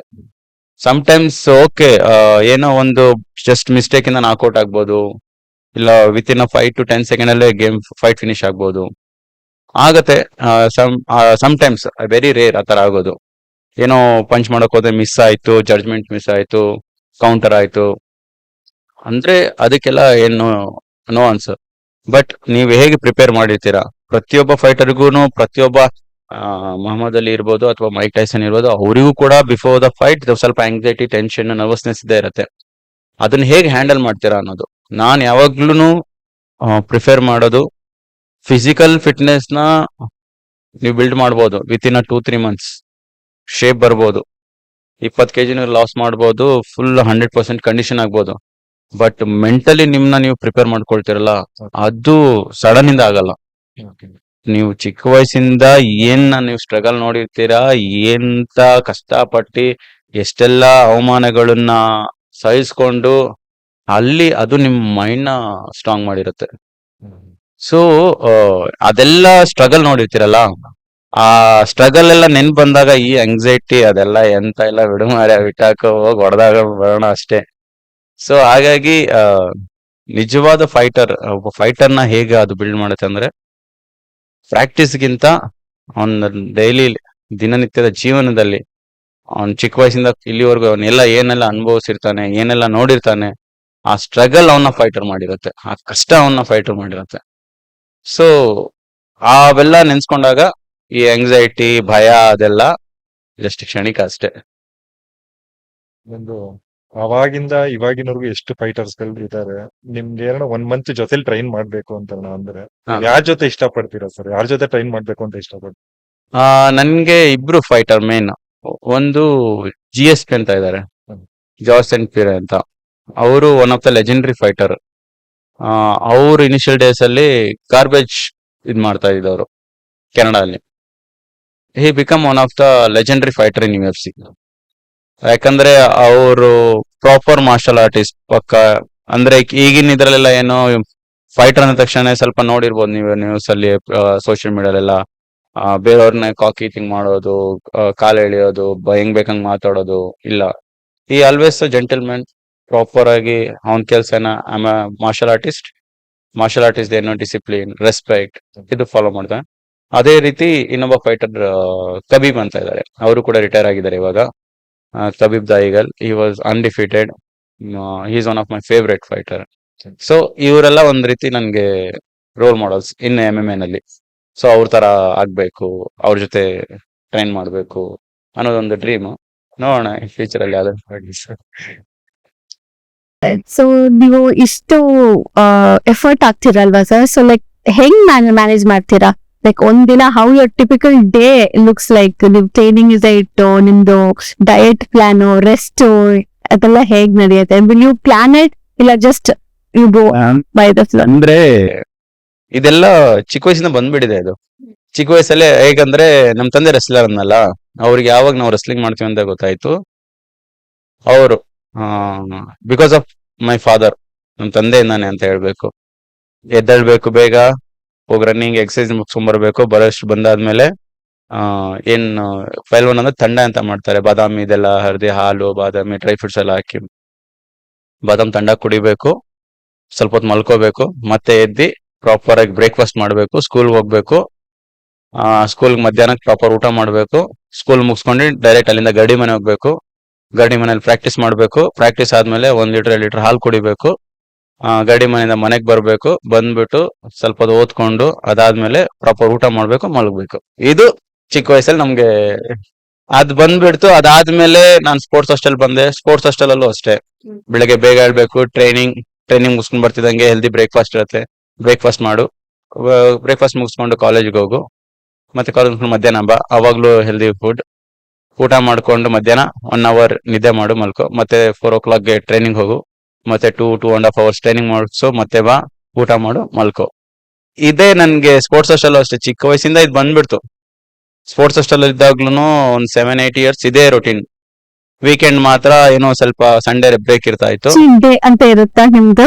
ನಮ್ಗೆಲ್ಲ ಚೀಟ್ ಏನಿಲ್ಲ, ಸಿಕ್ಕಿದ್ರೆ ಸಾಕು ತಿನ್ನಪ್ಪ, ಆ ತರ ಇದು. ಅಂದ್ರೆ ಲೈಕ್ ಅವಾಗೆಲ್ಲ ನಮ್ಗೆ ಇತ್ತೀಚೆಗೆ ಅಷ್ಟೇ ಈ ಪಿಜ್ಜಾ ಬರ್ಗರ್ದೆಲ್ಲ ಒಂದು ಟ್ರೆಂಡ್ ಇರೋದು. ಇತ್ತೀಚೆಗೆ ಅಂದ್ರೆ ಒಂದು 5-6 years ಮುಂಚೆ. ನಾವೆಲ್ಲ ಚಿಕ್ಕ ಹುಡುಗರಿದ್ದಾಗ ಎಲ್ಲಿ ಯಾವ ಬರ್ಗರ್, ಯಾವ ಪಿಜ್ಜಾ. ನನ್ ನೆನಪಿದೆ, ನಾನು ಫಸ್ಟ್ ಟೈಮ್ ಬರ್ಗರ್ ತಿಂದಿದ್ದೆ ಯಾವಾಗ ಅಂದ್ರೆ, ನಾನು ಯೂನಿವರ್ಸಿಟಿ ಮೆಡಲ್ ಮಾಡಿದೆ. ನಾನು ಯೂನಿವರ್ಸಿಟಿ ಡಿಗ್ರಿ ಕಾಲೇಜಲ್ಲಿ ಇದ್ದಾಗ ನಾನು ಫಸ್ಟ್ ಬರ್ಗರ್ ತಿಂದಿದ್ದು ನಾನು. ಅದು ಹೇಗಂದ್ರೆ, ನನ್ ಕೋಚ್ ಇದ್ರು ಅಲಿಸನ್ ಅಂತ, ಅವರು ನಾನು ನನ್ನ ಬ್ಯಾಚ್ಮೇಟ್ ಹಾಸ್ಟೆಲ್ ಅಲ್ಲಿ ಇಬ್ರು ಆಲ್ ಇಂಡಿಯಾ ಯೂನಿವರ್ಸಿಟಿ ಮೆಡಲ್ ಮಾಡಿದ್ರಿ. ಆಗ ನಮ್ ಕೋಚ್ ನಮ್ ಹೆಡ್ ಆಫೀಸ್ ಕರ್ಕೊಂಡು ಹೋಗುವಾಗ ಆನ್ ದ ವೇ ಮೆಗ್ಡಿ ಇತ್ತು, ಅಲ್ಲಿ ಕರ್ಕೊಂಡೋಗಿ ನಮ್ಗೆ ಬರ್ಗರ್ ಕೊಡ್ಸಿದ್ರು. ನಾವು ನ್ಯೂಸ್ ಟಿವಿಲಿ ಅಡ್ವರ್ಟೈಸ್ಮೆಂಟ್ ಅಲ್ಲಿ ನೋಡ್ತಾ ಇದ್ರಿ ಆ ಬರ್ಗರ್ ಹಿಂಗ್ ತಿನ್ನೋದು, ಕಚ್ಚೋದೆಲ್ಲ. ಅವ್ರು ಫಸ್ಟ್ ಟೈಮ್ ಕರ್ಕೊಂಡು ಹೋದಾಗ ಏನೋ ಖುಷಿಯಿಂದ ತಿಂದಿದ್ರಿ. ಯಾಕಂದ್ರೆ ನಾವ್ ಹಾಸ್ಟೆಲ್ ಇದ್ದಾಗ್ಲೂ ಕೂಡ 1 ರೂಪಾಯಿಗೂ ಕಷ್ಟ ಪಡ್ತಾ ಇದ್ರಿ. ಈಗ ಬರ್ಗರ್ ಅಂತ ಅಂದಾಗ ಅವಾಗ ಏನು 25 ರೂಪಾಯಿನ, ಅದೇ 25 ರೂಪಾಯಿ ಇದ್ರೆ 2 ಪೇಸ್ಟ್ ಬರುತ್ತೆ, 1 ತಿಂಗಳು 2 ತಿಂಗಳು ಯೂಸ್ ಟೂತ್ ಪೇಸ್ಟ್ ಯೂಸ್ ಮಾಡ್ಬೋದು. ಆ ತರ ಒಂದು ಮೈಂಡ್ ಸೆಟ್. ಈಗ ನಾವು ಅವಾಗೆಲ್ಲಾನು ಹೇಗೆ ಮನೆಯಿಂದ ದುಡ್ಡಿಸ್ಕೊಳ್ತಾ ಇರಲಿಲ್ಲ, ಹಾಸ್ಟೆಲ್ ಇದ್ದಿದ್ದು. ಎಲ್ಲಾರು ಕುಸ್ತಿಗೆ ಹೋಗ್ತಾ ಇದ್ರಿ, ಕುಸ್ತಿ ಆಡ್ಬಿಟ್ಟು ಕುಸ್ತಿ ಗೆದ್ದಾಗ 1000-2000 ದುಡ್ಡು ಕೊಡೋರು. ಅದನ್ನ ನಮ್ಮ ಖರ್ಚಿಗೆ ಯೂಸ್ ಮಾಡ್ತಾ ಇದ್ರಿ, ಸಪ್ಲಿಮೆಂಟ್ಸ್ ತಗೊಳ್ತಾ ಇದ್ರಿ, ಪ್ರೋಟೀನ್ ತಗೊಳ್ತಾ ಇದ್ರಿ. ಸೊ ಹಿಂಗಿರುವಾಗ ನಾವು ಆಚೆನೆ ಹೋಗೋದಿಲ್ಲ. ಎಲ್ಲಿ ಅವಾಗಿಂದ ಡೇಸ್ ಎಲ್ಲ ನೆನ್ಸ್ಕೊಂಡ್ರೆ ನಾವು ದೇವ್ರು ಇವಾಗ ಕೊಟ್ಟಿರೋದೆಲ್ಲ ಈಗ ಒಂಥರ ನಮ್ಗೆ ಆಶೀರ್ವಾದ. ಈಗ ನನ್ನ ಜೀವನ, ನನಗೆ ಲೈಫಲ್ಲಿ ಇರೋದು ನನಗೆ ಪೂರ್ತಿ ಒಂದ್ ರೀತಿ ದಿಸ್ ಇಸ್ ನಾನೆಲ್ಲ ಏನ್ ಹೇಳ್ತಾರೆ ಪ್ರೇ ಮಾಡಿರೋದು ಇದೆಲ್ಲ. ಆ ಯಾವ್ದೋ ಸೆಕೆಂಡ್ ಹ್ಯಾಂಡ್ ಸೈಕಲ್ ಓಡಿಸ್ತಾ ಇದ್ದವರು 4 ವೀಲರ್ ಅಲ್ಲಿ ಓಡಾಡ್ತಾ ಇದೀವಿ. ಒಂದು ಖುಷಿ ಅದು. ಇದೆಲ್ಲ ಹಾರ್ಡ್ ವರ್ಕ್ ಮಾಡಿರೋದಕ್ಕೆ ದೇವ್ರು ಕೊಟ್ಟಿರೋ ವರ ಅಂತಾನೆ ಹೇಳ್ಬೋದು. ಇದೇ ಹಾರ್ಡ್ ವರ್ಕ್ ನ ಕಂಟಿನ್ಯೂ ಮಾಡೋಣ, ಇನ್ನೂ ಚೆನ್ನಾಗ್ ಆಗ್ತೀವಿ, ಇನ್ನೂ ದೊಡ್ಡದಾಗಿ ಬೆಳಿತೀರಿ ಅನ್ನೋ ಒಂದು ಕಾನ್ಫಿಡೆನ್ಸ್ ಅಷ್ಟೇ. ದೇವ್ರು ಕೊಟ್ಟಿರೋದಕ್ಕೆ ಯಾವಾಗ್ಲೂ ಥ್ಯಾಂಕ್ಫುಲ್, ಋಣಿಯಾಗಿರೋದು. ಸೊ ಇವಾಗ ನಾವು ಟ್ರೇಡಿಂಗ್ ಮಾಡ್ತೀವಿ ಅಲ್ವಾ, ಒಂದೊಂದಿನ ಒಂದೊಂದ್ ತರ ಇರುತ್ತೆ, ನಮ್ಮ ಮೂಡ್ ಇರ್ಲಿ, ನಮ್ಮ ಬಾಡಿ ಇರ್ಲಿ. ಸೊ ಅದು ಹೇಗೆ ಸರ್ ನೀವು ಓವರ್ಕಮ್ ಮಾಡ್ತೀರಾ? ಯಾಕಂದ್ರೆ ಇವಾಗ ನಮ್ಗೆ ಜನರಲ್ ಪಬ್ಲಿಕ್ ಅಂತೂ ತುಂಬಾನೇ ಪ್ರಾಬ್ಲಮ್ ಇದೆ. ಅದು ಒಂದಿನ ಮಾಡಿದ್ರೆ ಇನ್ನೊಂದಿನ ನಾಳೆ ಮಾಡೋಣ ಅಂತ. So how do you have you ಆತರ ಆಗಿದ್ಯಾ ನಿಮ್ಗೆ ಯಾವಾಗಾದ್ರೂ? ಬಾಯಾರಿಕೆ ಆದ್ರೆ, ಹಸು ಆದ್ರೆ ನಾಳೆ ಮಾಡೋಣ ಊಟ, ಆಮೇಲೆ ನೀರ್ ಕುಡಿಯೋಣ ಅಂತೀರಾ, ಇಲ್ಲ ಇವಾಗ್ಲೇ ಕುಡಿತೀರಾ ನೀರು, ಇಲ್ಲ ಇವಾಗ ಊಟ ಮಾಡ್ತೀರಾ? ಸೊ ನಮ್ಗೆ ಇದು ಹಸು, ಇದು ನಮ್ಗೆ ಟ್ರೈನಿಂಗ್ ಮಾಡೋದೇ ಹಸು. ಈಗ ನಮ್ಗೆ ಹಸು ಆಗಿದೆ, ನಾಳೆ ಇಲ್ಲ. ಸೊ ಈಗ ನೀವು ತೊಡ್ಕೊಳ್ತೀರ, ನೀವು ಓಕೆ ನಾನು ಆಮೇಲೆ ನೀರ್ ಕುಡಿತೀನಿ ಅಂದ್ರೆ ಯಾವ ತರ ಫೀಲ್ ಮಾಡ್ತಿರ್ತಾರ? ಅಯ್ಯೋ ನೀರ್ ಕುಡಿಬೇಕು, ಅಯ್ಯೋ ಊಟ ಮಾಡ್ಬೇಕು, ತಡಪಡಿಸ್ತಿರ್ತೀರ ತಾನೆ. ಸೊ ನಾವೀಗ ಟ್ರೈನಿಂಗ್ ಬಿಟ್ರೆ ನಮ್ಗೂ ಹಂಗೆ ಆಗೋದು, ಅಯ್ಯೋ ಟ್ರೈನಿಂಗ್ ಮಾಡಿಲ್ಲ, ಅಯ್ಯೋ ಟ್ರೈನಿಂಗ್ ಮಿಸ್ ಆಯ್ತು, ಅಯ್ಯೋ. ಟ್ರೈನಿಂಗ್ ಮಾಡಿಲ್ಲ ಬಟ್ ಒಂಥರ ಅನ್ಈಸಿ ಆಗ್ತಾ ಇದೆ ನಿಮ್ಗೆ? ಎಸ್ಪೆಷಲಿ ನಾವು ನಮ್ದು ಫೈಟ್ ಇದ್ದಾಗ, ಫೈಟ್ ಟೈಮ್ ಅಲ್ಲಿ ನಾವು ಟ್ರೈನಿಂಗ್ ಮಿಸ್ಸೇ ಮಾಡಲ್ಲ. ಇನ್ನೂ ಜಾಸ್ತಿ ಟ್ರೈನ್ ಮಾಡ್ಬೇಕು ಅಂತ ಇರತ್ತೆ. ಈ ಟ್ರೈನ್ ಮಾಡಿದ್ ಸಾಕಾಗಿಲ್ಲೇನೋ, ಇನ್ನೂ ಜಾಸ್ತಿ ಮಾಡ್ಬೇಕು, ಅಯ್ಯೋ ಇನ್ನೂ ಪ್ರಿಪ್ರೇಷನ್ ಆಗಿಲ್ಲ, ಇನ್ನೂ ಮಾಡ್ಬೇಕು. ಬಟ್ ಈಗ ನಂದು 18th ಫೈಟ್ ಆಯ್ತು. ಲಾಸ್ಟ್ 1 ವೀಕ್ ಕಂಪ್ಲೀಟ್ ರೆಸ್ಟ್ ಮಾಡಿದೆ. ಬಿಕಾಸ್ ನಂಗೆ ಗೊತ್ತೇನು, 1 ಮಂತ್ ಅಲ್ಲಿ ಆಲ್ಮೋಸ್ಟ್ ನಾನು 13 kgs ಲಾಸ್ ಮಾಡಿದ್ದು. ಸೊ ಇದು ಒಂದ್ ಸ್ವಲ್ಪ ಫುಲ್ ರಿಸ್ಕಿ ಆಗಿತ್ತು. ಸೊ ಬಾಡಿ ಸಡನ್ ಆಗಿ, ಇವನ್ ನನ್ನ ಫೈಟ್ ಅಲ್ಲಿ ಅದಕ್ಕೆ ಲಾಸ್ಟ್ ರೌಂಡ್ ಕಂಪ್ಲೀಟ್ ಎಕ್ಸಾಸ್ಟ್ ಆದೆ, ಬಾಡಿ ರಿಕವರ್ ಇರ್ಲಿಲ್ಲ ಅಷ್ಟು. ಬಟ್ ಫೈನ್, ನಮ್ಗೆ ಗೊತ್ತಾಗತ್ತೆ ಓಕೆ, ಆಸ್ ಎ ಫೈಟರ್, ನಾನೇ ಕೋಚ್, ನಾನು ಸ್ಟಡಿ ಮಾಡಿರೋದು ಅದೇ, ಬಾಡಿ ಕಂಪ್ಲೀಟ್ ರೆಸ್ಟ್ ಬೇಕು. ಸೊ ಇವನ್ ಟ್ರೈನಿಂಗ್ ಅಲ್ಲೂ ಅಷ್ಟೇ, ಈಗ ನಾವು ಫೈಟ್ ಇದೆ ಅಂದ್ಬಿಟ್ಟು ಇನ್ನೂ ಜಾಸ್ತಿ ಟ್ರೈನಿಂಗ್ ಮಾಡ್ಬೇಕು ಇಲ್ಲ. ಎಷ್ಟು ಟ್ರೈನಿಂಗ್ ಮಾಡ್ಬೇಕು ಅಷ್ಟು ನಮ್ ಬಾಡಿ ರಿಕವರ್ ಆಗ್ಬೇಕು. ನಾನು ಹೇಳ್ದಾಗೆ ನನ್ ಬಾಯಾರಿಕೆ ಆಗಿದೆ ಅಂದ್ಬಿಟ್ಟು ನಾನು 2 ಲೀಟರ್ ನೀರ್ ಕುಡಿಯಕ್ಕಾಗಲ್ಲ. ಎಷ್ಟು ನೀರ್ ಕುಡಿಬೇಕು ಆ ಬಾಯಾರಿಕೆ ಹೋಗ್ಲಿಕ್ಕೆ ಅಷ್ಟೇ. ಸೊ ಹಾಗೆ ನಾವು ಟ್ರೈನಿಂಗ್ ಮಾಡ್ಬೇಕು. ಈ ಸೆಷನ್ ಅಲ್ಲಿ ನಾನು ಎಷ್ಟು ಇಂಟೆನ್ಸಿಟಿಲಿ, ಎಷ್ಟು ವಾಲ್ಯೂಮ್ ಅಲ್ಲಿ ನಾನು ಟ್ರೈನಿಂಗ್ ಮಾಡ್ಬೇಕು ಅನ್ನೋ ನನ್ಗೆ ಗೊತ್ತಿರತ್ತೆ, ಅಷ್ಟೇ ಮಾಡ್ಬೇಕು. ಈಗ ನಾನು ಮಾಡ್ತಾ ಇದೀನಿ 2 ಅವರ್ ಫುಲ್ ರಗಡಾ ಟ್ರೈನಿಂಗ್ ಮಾಡ್ತೀನಿ ಅಂದ್ರೆ ನಾನು ನೆಕ್ಸ್ಟ್ ಸೆಷನ್ ಹೇಳಕ್ಕಾಗಲ್ಲ. ಸೊ ಒಂದು ಫ್ಲೋ ಇರತ್ತೆ. ಸೊ ಹಾಗಾಗಿ ಡಿಸಿಪ್ಲಿನ್, ಕನ್ಸಿಸ್ಟೆನ್ಸಿ ಅಷ್ಟೇ. ಆ ಒಂದು ಮೈಂಡ್ ಸೆಟ್ ಇತ್ತು ಅಂದ್ರೆ ಮಾಡ್ತಾರೆ. ಸೊ ನೀವು ಟ್ರೈನಿಂಗ್ ಎಷ್ಟು ಇಂಪಾರ್ಟೆನ್ಸ್ ಕೊಡ್ತೀರಾ ಅಷ್ಟೇ ರೆಸ್ಟ್ ಅಂಡ್ ರಿಕವರಿಗೂ 100% ಕೊಡ್ಲೇಬೇಕು. ಯಾಕಂದ್ರೆ ಈಗ ಟ್ರೈನಿಂಗ್ ಮಾಡ್ತೀರಿ, ಈ ಟ್ರೈನಿಂಗ್ ಮಾಡಿದ್ಮೇಲೆ ಸೈಂಟಿಫಿಕ್ ಆಗಿ ನಮ್ಗೆಲ್ಲ ಯಾವ ತರ ಮಸಲ್ ಬ್ರೇಕ್ ಡೌನ್ ಆಗಿರತ್ತೆ, ಎಷ್ಟು ಫಟಿಗ್ ಇರತ್ತೆ, ಫಿಸಿಕಲಿ ಮತ್ತೆ ಮೆಂಟಲಿ ನಾವು ಎಷ್ಟು ಟಯರ್ಡ್ ಇರ್ತೀರಿ. ಈಗ ನಾವು ಮೆಂಟಲಿ ಟಯರ್ಡ್ ಇದ್ದು ಫಿಸಿಕಲಿ ಫಿಟ್ ಇದೀವಿ, ಟ್ರೈನಿಂಗ್ ಮಾಡಕ್ ಬರ್ತೀರಿ ಅಂದ್ರೆ ಆಗಲ್ಲ. ಈ ಮೆಂಟಲಿ ಫಟಿಗ್ ಆಗಿದ್ರೆ we have to complete rest ಮಾಡಿ ನಾವು ಓಕೆ ಈಗ ಫೈನ್ ಇದ್ದೇನೆ. ಈ ತರ ರಿಕವರಿ ಅಂತ ಬಂದಾಗ ನಾವ್ ಯಾವ ತರ ರಿಕವರಿ ಅಂದ್ರೆ ಯಾವ ರೀತಿ ಎಲ್ಲ ಇರತ್ತೆ ರಿಕವರಿ. ಒಂದು ಫುಡ್ ಇಂದ ರಿಕವರಿ ಆಗುತ್ತೆ, ಇನ್ನೊಂದು ಎಕ್ಸ್ಟರ್ನಲ್, ಈಗ ಮಸಾಜ್ ಆಗಿರ್ಬೋದು, Sona, steam, red light therapy, ಈ ರೀತಿಯಿಂದ ಆಗಿರ್ಬೋದು. ಇನ್ನೊಂದು ಸಿಂಪಲ್ ಮಲ್ಕೊಳ್ಳೋದು, ನಿದ್ದೆ ಕಂಪ್ಲೀಟ್ ಫುಲ್ ಡೀಪ್ ಸ್ಲೀಪ್ ಆದ್ರೆ ಅವಾಗ್ಲೂ ರಿಕವರಿ ಆಗುತ್ತೆ. ಬಟ್ ನೀವು ಎಕ್ಸ್ಟರ್ನಲ್ ಆಗಿ ಈಗ ನೀವು ಮಸಾಜ್ ಆಗಿರ್ಬೋದು, ಸೋನಾ ಅಥವಾ ಸ್ಟೀಮ್ ತಗೊಳ್ದೇನೆ ಇದ್ರು ನಿಮ್ದು ನ್ಯೂಟ್ರಿಷನಲ್ ಆಗಿ ಫುಡ್ ಮತ್ತೆ ಸ್ಲೀಪ್ ಇವೆರಡು ಇರ್ಲೇಬೇಕು, ತುಂಬಾ ಇಂಪಾರ್ಟೆಂಟ್ ರಿಕವರಿಗೆ. ಸೊ ಸೊ ಇವಾಗ ನೀವು ಅಬ್ರಾಡ್ ಹೋಗ್ತಿರೋ ಒಂದೊಂದ್ಸರ್ತಿ ಮ್ಯಾಚ್ ಆಡಕ್ಕೆ, ಅಲ್ಲೇನಾದ್ರೂ ಇದು ಫುಡ್ ನಿಮ್ಗೆ ಇಷ್ಟ ಆಗಿಲ್ಲ ಅನ್ನೋದು, ಆತರ ಏನಾದ್ರೂ ಎಫೆಕ್ಟ್ ಆಗಿದ್ಯಾ? ಅಂದ್ರೆ 100% ಆಗತ್ತೆ ಅದು. ಯಾಕಂದ್ರೆ ನಾವಿಲ್ಲಿ especially non vegetarian. Okay, Okay, ಒಂದು veg. ವೆಜಿಟೇರಿಯನ್. ಓಕೆ. ಸೊ ನಾವು ಫಾರಿನ್ ಎಲ್ಲ ಹೋದಾಗ ಎಲ್ಲಾ ಕಡೆ ನಾನ್ ವೆಜ್ ಸಿಕ್ಬಿಡತ್ತೆ, ಆಪ್ಷನ್ಸ್ ತುಂಬಾ ಇರತ್ತೆ ನಾನ್ ವೆಜ್ಗೆ. ವೆಜಿಟೇರಿಯನ್ ಅಂದ್ರೆ ಆಪ್ಷನ್ಸ್ ಇರಲ್ಲ. ನನ್ಗೆ ತುಂಬಾ ಎಫೆಕ್ಟ್ ಆಗಿದ್ದು ಲಾಸ್ಟ್ ಇಯರ್ ಸೆಪ್ಟೆಂಬರ್ ಅಲ್ಲಿ ನಾನು ಚೈನಲ್ಲಿ ಫೈಟ್ ಮಾಡ್ಲಿಕ್ಕೆ ಹೋದಾಗ. ಫಸ್ಟ್ ಥಿಂಗ್, ಅದಕ್ಕೂ ಮುಂಚೆ 1.5 month ನಾನು ಬಾಲಿಯಲ್ಲಿದ್ದೆ ಟ್ರೈನಿಂಗ್ ಕ್ಯಾಂಪ್ ಅಲ್ಲಿ. ಬಾಲಿಲಿ ಓಕೆ ವೆಜಿಟೇರಿಯನ್ ಫುಡ್ ಸಿಗ್ತಾ ಇತ್ತು ಒಂದೆರಡು ಕಡೆ. ಲಾಸ್ಟ್ 10 days ಇದ್ದಾಗೆ ನನ್ಗೆ ಸ್ಟಾಫ್ ಇನ್ಫೆಕ್ಷನ್ ಆಯ್ತು, ಆಮೇಲೆ ಫುಲ್ ಫೀವರ್, ವೈರಲ್ ಫೀವರ್ ಆಯ್ತು. ಲಾಸ್ಟ್ 10 days ಅಲ್ಲಿ ಫುಲ್ ನಾನು ಆಂಟಿಬಯೋಟಿಕ್ ಅಲ್ಲಿದ್ದೆ. ನಾನು ಚೈನಾ ಹೋಗ್ತೀನಿ 1 week ಮುಂಚೆ, ನಮ್ ಫ್ಲೈಟ್ ಇಂದ 1 week ಮುಂಚೆ ನಾವು ಎಲ್ಲಿ ನಮ್ದು ಇವೆಂಟ್ ಇರುತ್ತೆ ಅಲ್ಲಿ ಹೋಗ್ತೀರಿ. ಅಲ್ಲಿ ಮೆಡಿಕಲ್ ಇರತ್ತೆ ಎಲ್ಲ. ಚೈನಲ್ಲಿ ಹೇಗಂದ್ರೆ ಆ ಇಲ್ಲಿ ನಮ್ಮಲ್ಲಿ ಸೊಪ್ಪು ತರಕಾರಿ ಎಲ್ಲ ಹೆಂಗ್ ಸಿಗುತ್ತೆ ಹಂಗೆ ಅಲ್ಲಿ ನಾನ್ ವೆಜ್ಗಳು. ಈಗ ನಾವ್ ಇಲ್ಲೆಲ್ಲರೂ ನಾನ್ ವೆಜ್ ಶಾಪ್ ಹುಡುಕ್ತೀರಂದ್ರೆ ಸಿಗಲ್ಲ. ಅಲ್ಲಿ ನಾವ್ ವೆಜಿಟೇರಿಯನ್ ಶಾಪ್ ಎಲ್ಲರೂ ಇದೆ ಅಂತ ಆ ಹುಡುಕ್ದ್ರು ಸಿಗಲ್ಲ. ಮತ್ತೆ ನಮ್ಮ ಹಿಡಿದ ಹೋಟೆಲ್ ಅಲ್ಲೂ ಅಷ್ಟೇ, ಅಲ್ಲಿ ಒಂದು ಎಗ್ ಅಂದ್ರೆ ವೆಜ್ ಅಂತ ಅಲ್ಲಿ ಎಸ್ಪೆಷಲಿ. ಇವನ್ ಇಂಡೋನೇಷ್ಯಲ್ಲೂ ಅಷ್ಟೇ, ಎಗ್ ಅಂದ್ರೆ ಅಲ್ಲಿ ಅವ್ರು ವೆಜ್ ಆಗೇನೆ ಎಗ್ ನ ಅವ್ರು ಟ್ರೀಟ್ ಮಾಡೋದು. ಎಗ್ ಅಂದ್ರೆ ಎಗ್ ಇದೆ ಅಂತ ಹೇಳ್ತಾರೆ. ನೀವು ಬಿಲೀವ್ ಮಾಡಲ್ಲ, ನಾನು ವೆಯ್ಟ್ ಹೆಂಗೆಲ್ಲ ಆಯ್ತು, ನಾನು ಫುಲ್ ಹಾರಿಬಲ್ ವೆಯ್ಟ್ ಕಟ್ಟಿತ್ತು. ಯಾಕಂದ್ರೆ ನಾನು ಫುಲ್ ವೈರಲ್ ಫೀವರ್ ಆಂಟಿಬಯೋಟಿಕ್ ಅಲ್ಲಿ ಇದ್ದೆ. ಒಂದು ವಿಡಿಯೋ ಎಲ್ಲ ಹಾಕಿದೀನಿ, ನಾನು ಫುಲ್ ಎಕ್ಸಾಸ್ಟ್ ಆಗಿದ್ದೀನಿ. ಊಟ ಮಾಡ್ಬೇಕು ವೇಯಿಂಗ್ ಎಲ್ಲ ಆದ್ಮೇಲೆ ನಾವು ರಿಹೈಡ್ರೇಟ್ ಮಾಡಿ ಊಟ ಅಂತ ಹೇಳಿ ನಮ್ ಜೊತೆ ಬಂದಿದ್ರು ನಮ್ಮ ಹುಡುಗರು ಕೋಚಸ್ ಎಲ್ಲ. ವೆಜ್ ಫುಡ್ ಏನಿರುತ್ತೆ ತಗೊಂಬರ್ರಪ್ಪ ಅಂತ. ಅಲ್ಲಿ ಸಿಕ್ಕಿದ್ದು ರೈಸ್, ಆಮೇಲೆ ಎಗ್ ಬುರ್ಜಿ ತರ ಮಾಡಿ ಹಾಕಿದ್ದಾರೆ. ಉಪ್ಪಿಲ್ಲ, ಖಾರ ಇಲ್ಲ. ನಾವು ಅಲ್ಲಿ ಚಿಪ್ಸ್ ಕುರ್ಕುರೆ ಎಲ್ಲ ಇರತ್ತಲ್ಲ, ಅದನ್ನೆಲ್ಲ ಹಿಂಗ್ ಪುಡಿ ಮಾಡಿ ರೈಸ್ ಹಿಂಗ್ ಮಿಕ್ಸ್ ಮಾಡಿ ಅದ್ರಲ್ಲಿ ಸ್ವಲ್ಪ ಉಪ್ಪು ಖಾರ ಇರತ್ತೆ ಅಂದ್ಬಿಟ್ಟು ಅದು ತಿಂದು ನಾನು ರಿಕವರಿ ಮಾಡಿದ್ದು ಸ್ವಲ್ಪ. ಬಟ್ ಆ ಫೈಟ್ ನಾನು ಫಸ್ಟ್ 2 minutes ಅಲ್ಲೇ ಲಾಸ್ ಆಯ್ತು ನಂದು. ನನ್ ಬಾಡಿ ರಿಕವರಿನೇ ಇಲ್ಲ, ಏನು ತಿಂದೇ ಇಲ್ಲ. ನೀವು ಫ್ರೂಟ್ಸ್ ಅನ್ನ ಎಷ್ಟಂತ ತಿಂತೀರಾ? ನಮ್ಗೆ ಈ ಗುಡ್ ಕಾಬ್ಸ್ ಬೇಕಂದ್ರೆ ನಾವ್ ಇಲ್ಲೇ ಇದ್ದಾಗ ಈಗ ಸ್ವೀಟ್ ಪೊಟಾಟೋ ಆಗಿರ್ಬೋದು ಅಥವಾ ಪಾಸ್ತಾ ಏನೋ ಒಂದು ತಿನ್ಕೊಂಡು ರಿಕವರಿ ಮಾಡ್ಕೊಬಿಡ್ತೀರಿ ಪ್ರಾಪರ್ ಆಗಿ. ನ್ಯೂಟ್ರಿಷನಲ್ ಫ್ಯಾಕ್ಟ್, ಜ್ಯೂಸ್, ಎಳ್ನೀರು ಅದೆಲ್ಲ ಕುಟ್ಕೊಂಡು. ಬಟ್ ಅಲ್ಲೇ ಆಗಿಲ್ಲ, ತುಂಬಾನೇ ಕಷ್ಟ ಆಗತ್ತೆ. ಎಸ್ಪೆಷಲಿ ಈ ಕಡೆ ಚೈನೀಸ್ ಈ ಸೈಡ್ ಕಂಟ್ರಿ ಎಲ್ಲ ಹೋಗ್ಬಿಟ್ರೆ, ಆಮೇಲೆ ಅರೇಬಿಯನ್ ಕಂಟ್ರೀಸ್ ಅಲ್ಲೂ ಅಷ್ಟೇ, ಅಲ್ಲೂ ವೆಜಿಟೇರಿಯನ್ ಫುಡ್ ಅಂದ್ರೆ ತುಂಬಾ ಕಮ್ಮಿ. ಈಗ ಅಬುದಾಬಿ ಆಗಿದ್ರು, ದುಬೈ ಎಲ್ಲ ಆ ಸೈಡ್ ಅಲ್ಲಿ ಹೋದ್ರು ಕಷ್ಟ ಆಗ್ಬಿಡತ್ತೆ. ನಾನ್ ವೆಜಿಟೇರಿಯನ್ ಅಂದ್ರೆ ತುಂಬಾ ಆಪ್ಷನ್ಸ್, ಅವ್ರಿಗೆ ಬೇಕಾಗಿತ್ತು ಆರಾಮಾಗಿ ತಿನ್ಕೊಂಡು ಉಣ್ಕೊಂಡಿರ್ತಾರೆ. ಸೊ ನೀವು ಜಾಸ್ತಿ ಯು.ಎ ಫೈಟರ್ಸ್ ಜೊತೆ ಎಲ್ಲ ಮ್ಯಾಚಸ್ ಮಾಡಿದಿರಲ್ವಾ ಸರ್? ಸೊ ನಿಮ್ಗೆ ಅನ್ಸುತ್ತಾ ಲೈಕ್ ಪೀಪಲ್ ಯಾರು ನಾನ್ ವೆಜ್ ತಿಂತಾರೆ ಅವರು ಸ್ಟ್ರಾಂಗ್ ಇರ್ತಾರೆ ಅಂತ, ಇಲ್ಲ ಜಸ್ಟ್ ಮಿತ್ ಅಂತಾನೆ ಹೇಳ್ತೀನಿ. It's all about genetic 100%.